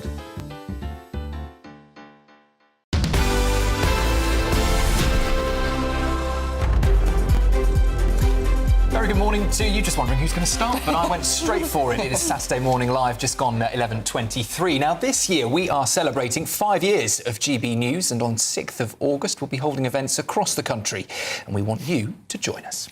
So save the date, and if you want to be the first to hear about the day's plans and how to get involved, scan the QR code on screen or visit gbnews.com/celebrate. It is going to be quite the day, so please do have a look. Will you be there?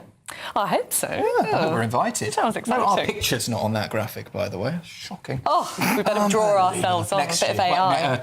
What's 10 years? Something like that. No, that's 100. That's a decade. Oh. I'm not going to be here at GB News in 100. I hope not. Anyway, goodness me. Anyway, to look through the top stories, we are delighted to be joined by political commentator Eve McQuillan and former Conservative advisor Lauren McKevitt. Good morning. Good morning. Lauren, I'm going to start with you. You, like me, are not enjoying this heat wave at all. You came in here in quite a bad mood. You seem to have cheered up a little bit. Well, I had to take the tube here, which was vile. On just several different fronts was appalling. But I think what has irritated me the most is because I come from a public policy background, is that this is a problem we've public policyed our way into over the course of several years. And it's because when we began to take climate change very seriously in the early 2000s, we began to very seriously talk about net zero and climate mitigation, which is how do we cut everything so that this doesn't happen, instead of doing that alongside climate adaptation, which is to say we can cut everything that we want, but we aren't in charge of China. China are still going to pump out an enormous chunk into the atmosphere. The temperatures are still going to rise as a result, even if we're one of the best performing countries. And therefore, we have to also adapt to heat, and that involves air conditioning. It involves making sure that you're buying new buses that have air conditioning. There's bus drivers in London driving around in 50-degree heat in their cabins. There's bus drivers in Paris crashing into trees because they're passing out at the wheel. These are workplaces, and the unions have not been fighting on behalf of their workers receiving habitable environments for them to sit in all day.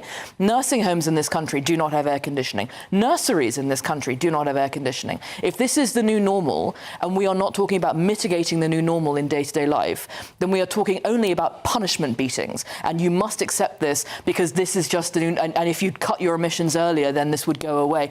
No, if we have to live with this, we have to learn how to live with this. And if you wouldn't say this about a heat pump in the winter, you shouldn't say this about air conditioning in the summer, because it's the same technology. And if you have any kind of refrigeration system in a bar, in a restaurant, in a hospital, it's the same kind of technology. It's ludicrous to be against it.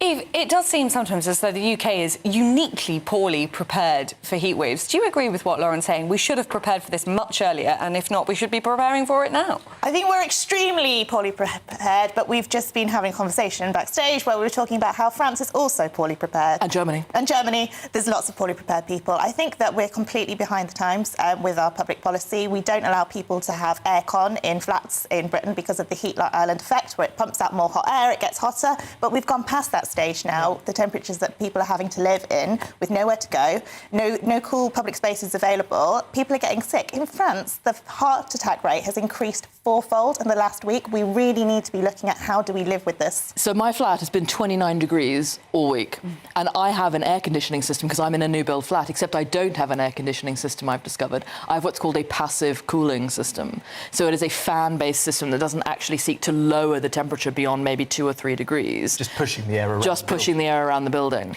And it is operated centrally. The actual controls I have on the wall do the bare minimum for me being able to alter that to cool the room rather than have it just be fanned.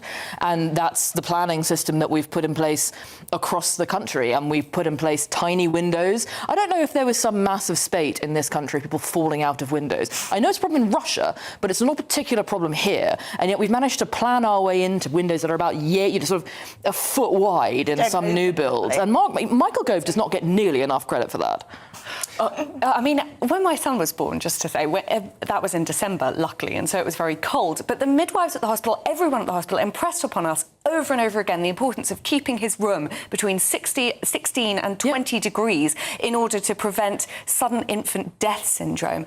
I'm just so pleased that he was born in the winter. Imagine having a summer baby now and being told to keep the room between 16 and 20 degrees. It's not impossible. How on earth can anyone possibly... Meanwhile, as we discovered during the pandemic, we've built an incredible number of public buildings with absolutely no ventilation capability whatsoever. Windows that don't open beyond about 2.5 inches. Worth just mentioning, though, the government have said in a statement that last year the government announced it was expanding the heat pump subsidy scheme to include air-to-air ones, which can be used for cooling. A government spokesperson said that air conditioning can be installed in existing and new homes and that they encourage those who want to install it and do so. Well, Eve, let's talk too about this really, really interesting story on the Mail. And we were all talking a little bit about this before.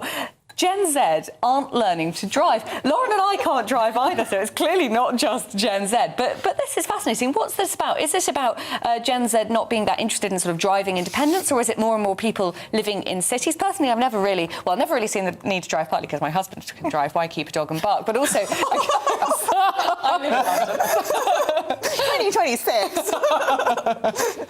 Theresa May was right. Girl jobs and boy jobs. Girl jobs and boy jobs, exactly. Outnumbered and not even get involved. No, the reason that people don't drive, I think, so I can drive. I passed my driving test when I was 31. Did it 4 times. I'm very good. But the reason it took me so long is because it's so expensive. And if you have good public transport, you don't need to, then why are you going to? I think this is a bigger problem, though, in parts of the countries where there's not good public transport. When people are priced out of learning to drive, they're then priced out of being able to just travel to get a better job. And we're seeing huge problems in this country with young people who are not in education, employment and training. And transport is really key to that. Also, look at how expensive a car is now. We talk about the need to reduce speed limits. An awful lot of that is how much we've put into cars in the last 20 years. Airbags in every door rather than just in driver and top passenger drawer. Massively heavy batteries in these cars, which means that the damage you would cause somebody at 30 miles an hour is now significantly larger than it was 10, 15 years ago. All those things cost money, and the cost of a new car has gone through the roof, and there are very few actual reasonably priced options for a low-cost car at new rates. Second-hand car market has absolutely flown since the pandemic, and we had that chip issue that prevented new build cars for a period of about 8 months, and sort of manipulated the market a little bit. And electricity is really expensive. It's expensive to charge a car. It's expensive to put petrol in your car. If you don't realistically need it every single day, and you're not in a rural area that genuinely requires you to have one, most people who are coming through the system and then moving to London, moving to Manchester, moving to Liverpool, I can see why they're opting not to do this. And I suppose, Eve, another part of the problem, I don't know if you experience this, a lot of friends who are learning to drive say it's pretty much impossible to book a test. You book one, you fail it, you can't book another one for 8 months' time, and by that time, you've completely forgotten how to drive altogether. Do you think that is a big part of the problem? So that was a big problem when I did it, because there was this resale market, basically, and you had to get a test through this black market, and if your instructor was honest and decent, they still had to take part in this because all the tests were bought up. That was appalling, but the government has improved that. That has got better, so I don't think that's the problem now. I think it's that it's so expensive. There's a huge backlog still from when this was a problem, but the government have done an enormous amount of work over the course of the last 6 months to stop the resale market and to make sure that individuals can purchase tests in a way that just became impossible under the old system. Well, Lauren and Eve, thank you so much for joining us here on Saturday Morning Live. Well, lots more to come on the show today, but first, let's get the news headlines with Sophia Winslow.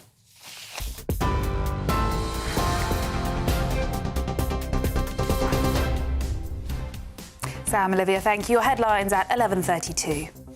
A tanker has reportedly been struck by an unidentified projectile in the Strait of Hormuz. That's according to the United Kingdom Maritime Trade Operations. It comes as Iran says the US has violated war-ending memorandum by creating tensions in the Strait of Hormuz. A Labour Party led by Andy Burnham would bypass reform in a general election if that were to take place today. That's according to the latest opinion polls. A new 4.9 magnitude earthquake struck off the northern coast of Venezuela yesterday afternoon, days after two deadly back-to-back earthquakes struck the country, leaving almost 1,000 people dead. Another June heat record was broken yesterday with a provisional temperature of 37.3 degrees Celsius reached in Suffolk, as temperatures are now set to drop and give way to thunderstorms. England will face off against Panama tonight in the latest group stage game for the team in the 2026 World Cup. It comes as a survey revealed that nearly half of football fans believe the experience of watching the game at home has now surpassed the pub. Those are the headlines for now. More news at the top of the hour. Tune into GB News Radio wherever you are. Online, on DAB digital radio, on TuneIn, on Radio Player, on Nation Player and on your smart speaker. Just say, play GB News. Sophia, thank you. More from Sophia at the top of the hour. But first, it is Showdown Saturday today for England's Three Lions as they take on Panama in their World Cup group stage finale tonight. But next, Britain was reportedly forced to rely on the EU to avoid power shortages during the record-breaking heatwave. What do we need to do to improve our energy security? We'll be talking to an expert. This is Saturday Morning Live. Still here with you for the next 25 minutes. Don't go anywhere. See you soon. Good morning and welcome to your GB News weather update from the Met Office. After 3 consecutive days of record-breaking temperatures, today is going to be the last day of the very hot weather and we will start to see some fresher conditions as we go through the weekend. We've still got high pressure over the UK, especially across the southeast where we will see those highest temperatures, but we do have these weather fronts out towards the west, which is bringing some cloud and some rain across Northern Ireland and parts of Western Scotland. But for the rest of England and Wales, plenty of sunshine and still got some hot, even very hot temperatures through this afternoon. Still have that amber heat warning across the southeast, so although temperatures are slightly down on the last few days, it is still a very hot day with temperatures around 32, possibly even 33 degrees by the afternoon. As we go through this afternoon and evening, those showers do continue across western Scotland. Some may be heavy, probably not as thundery as what we saw a couple of days ago. And across Northern Ireland, we have this band of heavy showers, which may just cause a few accumulations in a few spots by the late evening. For the rest of England and Wales, it is quite sunny, but we do need to keep an eye on these showers across East Anglia. They are likely to bring some thundery conditions and some heavy downpours, so do want to keep a close eye on them through the evening. They do move off rather quickly, leaving clear skies across the southeast, but then this band of cloud and rain will move its way eastwards through the overnight period. So fresher underneath this cloud and rain, but again, across the southeast, it is going to be another warm night to come. Temperatures still around at those 20 degrees, so still quite a sticky and muggy night, but the last one we hope for the coming days. And now as we go through Sunday, that band of rain does start to fizzle out. It does turn patchy and becomes a bit more of a cloudy feature as it moves its way eastwards, but it will break up and it will turn into a more typical summer's day. Temperatures still above average, but much fresher around those mid-20s. As soon as it hits 11 and the headlines come in, Late Edition brings you the breaking news from all the front pages. Because the news is going to happen. So get a head start today. Patrick Christie's tonight, Late Edition. Alex Armstrong tonight, Late Edition. From 11 o'clock every night. Only on GB News, the People's Channel, Britain's news channel. Join me, Nana Akweer, for an informative, interactive news programme with a difference. It's fun. No, he didn't say that, Dave. I'm so surprised. I think there's an element of truth to that. Join me from 3 p.m. every weekend, only on GB News, Britain's news channel. Breaking news, live updates, stories that matter. From the heart of the GB newsroom to every corner of Britain, with our team of dedicated journalists across the UK. GB News bulletins are there to deliver the latest news that matters to you. Bulletins on GB News, the People's Channel, Britain's news channel. To all of you who voted for GB News to win at the Trick Awards for the 4th year in a row. The winner is GB News. Thank you so much for voting for us. It's because of you that we're so proud to be the People's Channel, and it's because of you that we are Britain's news channel. It's voted for the people who watch us. Well, we've got the best viewers in the world, haven't we? The most loyal viewers. Thank you.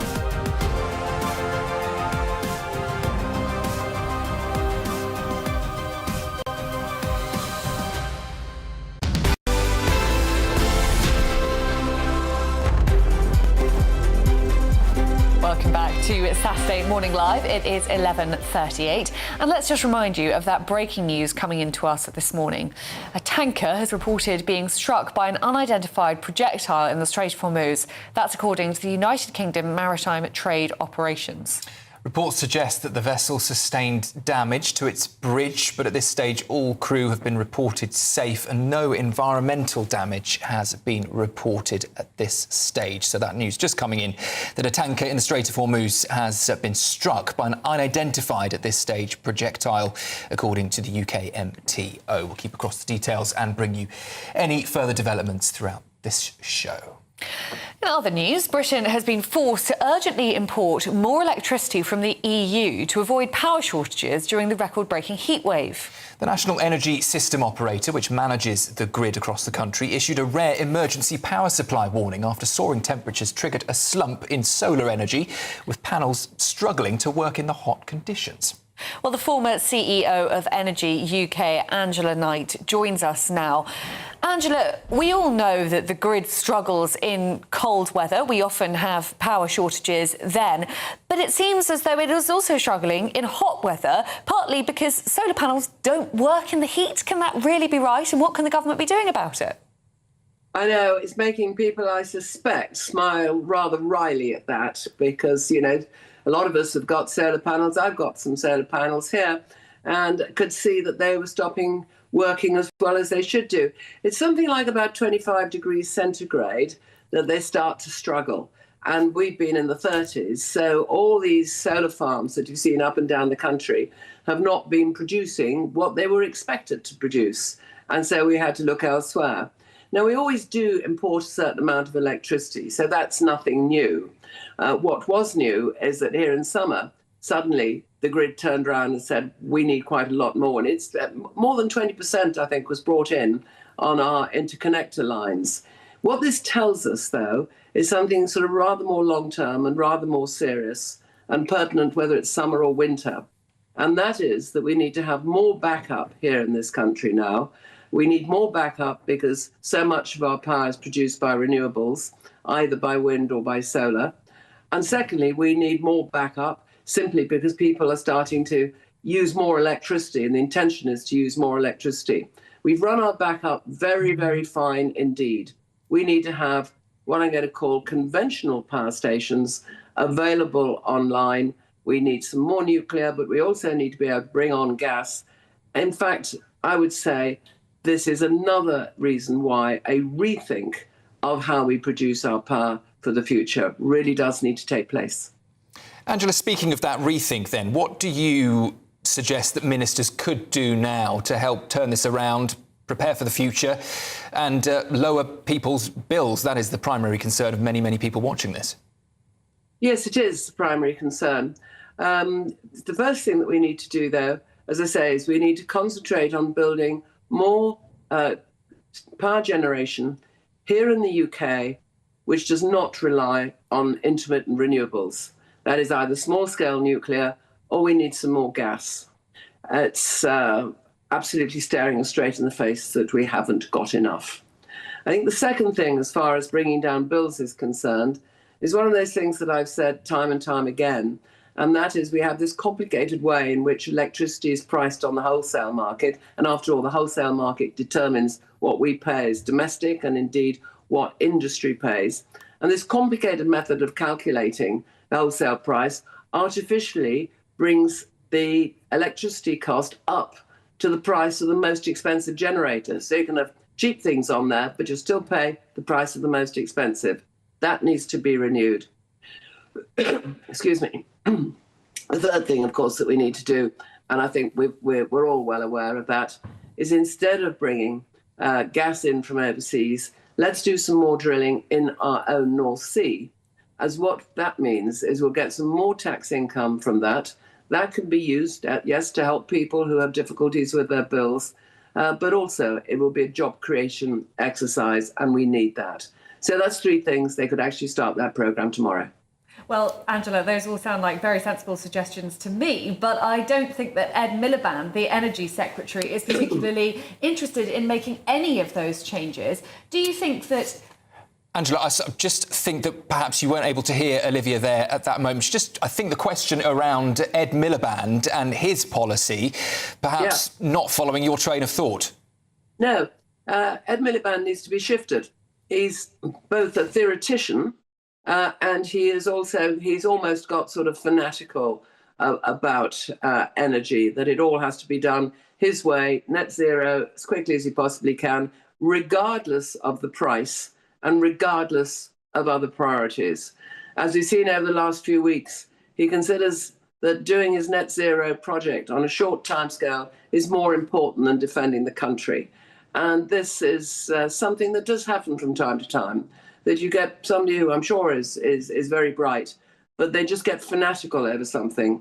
And when that happens and you've got quite a lot of levers of power, then unfortunately you have to move that person to one side, put somebody with a greater degree of pragmatism, greater degree of awareness, and a greater degree of understanding of what should and should not be done, what the priorities truly are, to get the timetables correct. So yes, I'm afraid that what Ed Miliband needs to do is be moved away from this. And by the way, moved away from any other levers of power, because who's to know, he might well go fanatical a second time around. Important to note that Ed Miliband would defend his position on energy policy, saying that it's providing jobs, it's providing growth for the economy, and that he is pushing forward with what the government set out in their Labour manifesto, of course. But actually, it's not doing that, is it? It's creating one sort of job, but it's destroying others because he hasn't got his timetable right. It's creating a new industry in building the big turbines, but it's closing down our petrochemical industries on the back of the price of electricity. So he is replacing one sort of job, but with another job. Now, that is not the way to proceed. If you're going to go through a transition, and goodness only knows we've done quite a lot of industrial transitions in our time here in the UK, you need to do it in a manner and a way which is smoothly and coherent. But thank you so much for joining us on GB News this morning. Now, a spokesman from the National Energy Systems Operators said Great Britain's electricity system remains secure and reliable throughout today's exceptional weather. Using existing arrangements with neighbouring system operators and our standard operational tools, NESO took actions available to it to maintain system security. There you have it. Still to come, we'll be joined by Harry Harris, as it is Saturday Showdown, or Showdown Saturday. It's better known for England's Three Lions as they take on Panama in their World Cup group stage finale tonight. But first, if for some reason you're in search of holiday sun, here is the forecast for some of the top European destinations.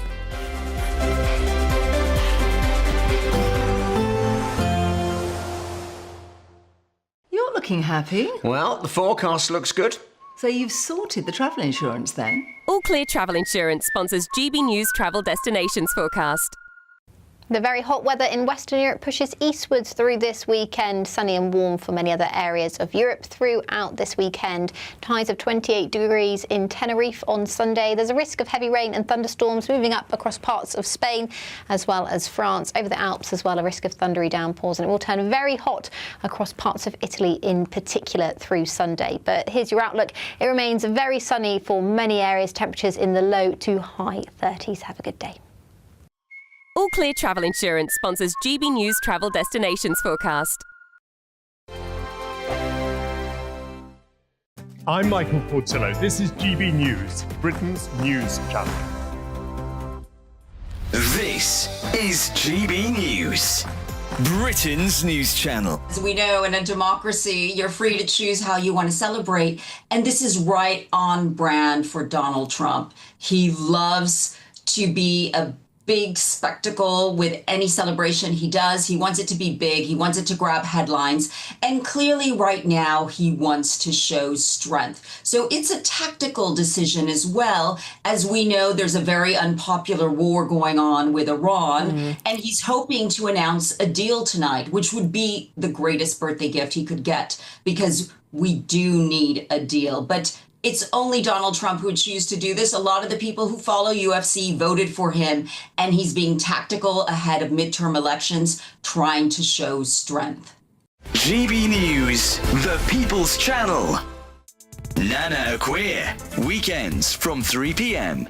5 years ago from today, I got to meet my absolute hero, Nigel Farage, and rub shoulders with Dan Wootton and Andrew Neil, the latter being particularly grumpy.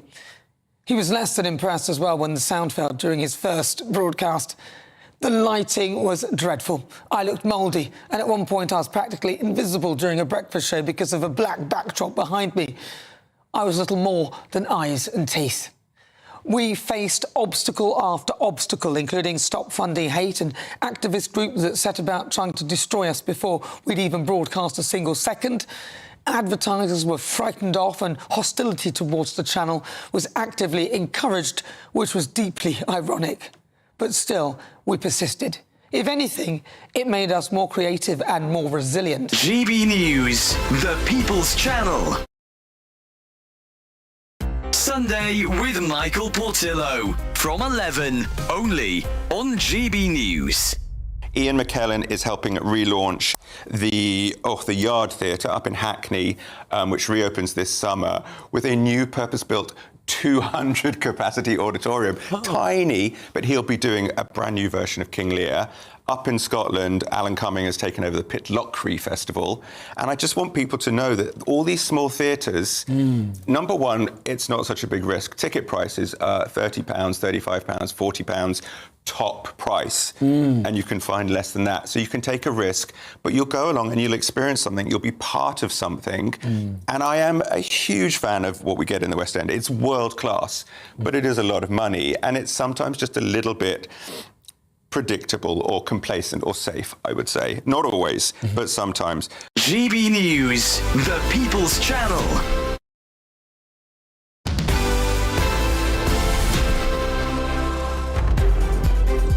Very good morning. Welcome back to Saturday Morning Live. Well, it is Showdown Saturday today for England's Three Lions as they take on Panama tonight in their World Cup group stage finale. Well, the Three Lions play in New Jersey tonight with their passage to the round of 32 assured. Scotland's World Cup future, though, is hanging in the balance. Football journalist Harry Harris joins us now to look ahead at tonight's match and, of course, Scotland too.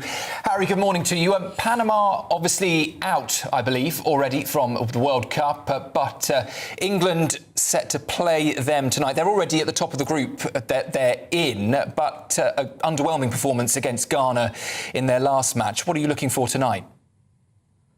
Well, I think England want to top the group, obviously. They've got a slightly better chance against Congo than Senegal. So I think they'll make some changes. They've got one or two injuries and they're going to rest some players. But watch out for Henderson, either starting or certainly coming off the bench, because he would be the first English player ever to play in 4 World Cups. So I think that would be an historic moment. And it's becoming a very exciting stage because we're heading off to the knockouts, and England could be playing Mexico, then Brazil, then Argentina. There's possibilities. There's a lot of different variations, but that's a distinct possibility. And sorry to say about Scotland, their chances of qualifying now are down to 0.07%. If England win tonight, which they are expected to do so, do we learn anything, Harry, or is the real test really only going to come when the knockouts start? Yeah, well, I've covered 5 World Cups in my time, and the qualifying stages have a few ups and downs. a few bedding in and a few gaining momentum and getting the players to gel together. So no, I don't think it really matters until we get to the knockout. England have qualified. The only defining fine point would be whether they finish top and play Congo or they end up playing Senegal. Obviously, it's preferable to play Congo. Once it gets to the knockout, then we're in serious business, and then England need to be at their best because there's a lot of interesting games, and one would imagine they get past the first knockout one, but the next few teams in their path could be very interesting. But I tipped England to win the World Cup. It's been 60 years of hurt, and I'm not going to change my mind now. Well, Harry, thank you so much for joining us on Saturday Morning Live today. Really, really interesting. I am so looking forward to the match now. I remember, actually... What time's kick-off? Ooh, I say I'm so looking forward to it. 10 o'clock. 10 o'clock. Oh, that's very late. I might be in bed by then. I remember watching Panama versus England, and yeah, that's true. In 2018. 6-1. And England won 6-1, exactly. And it was really fun and exciting, but I think Panama's got a bit better since then. So maybe we won't get so lucky. Touch and go, but we're safe. We're through. Are you going to be watching it, Sam? At 10 o'clock? Probably not. No way. Not after this morning. You're joking. We're so pathetic. The amount of yawning you were doing as well, definitely not. Anyway, thank you so much for being with us this morning on Saturday Morning Live. There is plenty more coming up here on GB News with the one and the only Dawn Neeson. But you're off to sleep. I'm off to sleep. And might just catch the football later on. Maybe. Now it's cooled down and we can all sleep again. Thank you. More later.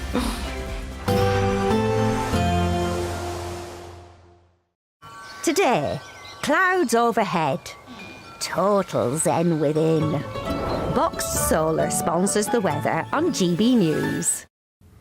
Good morning and welcome to your GB News weather update from the Met Office. After 3 consecutive days of record-breaking temperatures, today is going to be the last day of the very hot weather, and we will start to see some fresher conditions as we go through the weekend. We've still got high pressure over the UK, especially across the southeast, where we will see those highest temperatures, but we do have these weather fronts out towards the west, which is bringing some cloud and some rain across Northern Ireland and parts of western Scotland. But for the rest of England and Wales, plenty of sunshine and still got some hot to even very hot temperatures through this afternoon. Still have that amber heat warning across the southeast, so although temperatures are slightly down on the last few days, it is still a very hot day with temperatures around 32, possibly even 33 degrees by the afternoon. As we go through this afternoon and evening, those showers do continue across western Scotland. Some may be heavy, probably not as thundery as what we saw a couple of days ago. And across Northern Ireland, we have this band of heavy showers, which may just cause a few accumulations in a few spots by the late evening. For the rest of England and Wales, it is quite sunny, but we do need to keep an eye on these showers across East Anglia. They are likely to bring some thundery conditions and some heavy downpours, so do want to keep a close eye on them through the evening. They do move off rather quickly, leaving clear skies across the southeast, but then this band of cloud and rain will move its way eastwards through the overnight period. So fresher underneath this cloud and rain, but again, across the southeast, it is going to be another warm night to come. Temperatures still around at those 20 degrees, so still quite a sticky and muggy night, but the last one we hope for the coming days. And now as we go through Sunday, that band of rain does start to fizzle out. It does turn patchy and becomes a bit more of a cloudy feature as it moves its way eastwards, but it will break up and it will turn into a more typical summer's day. Temperatures still above average, but much fresher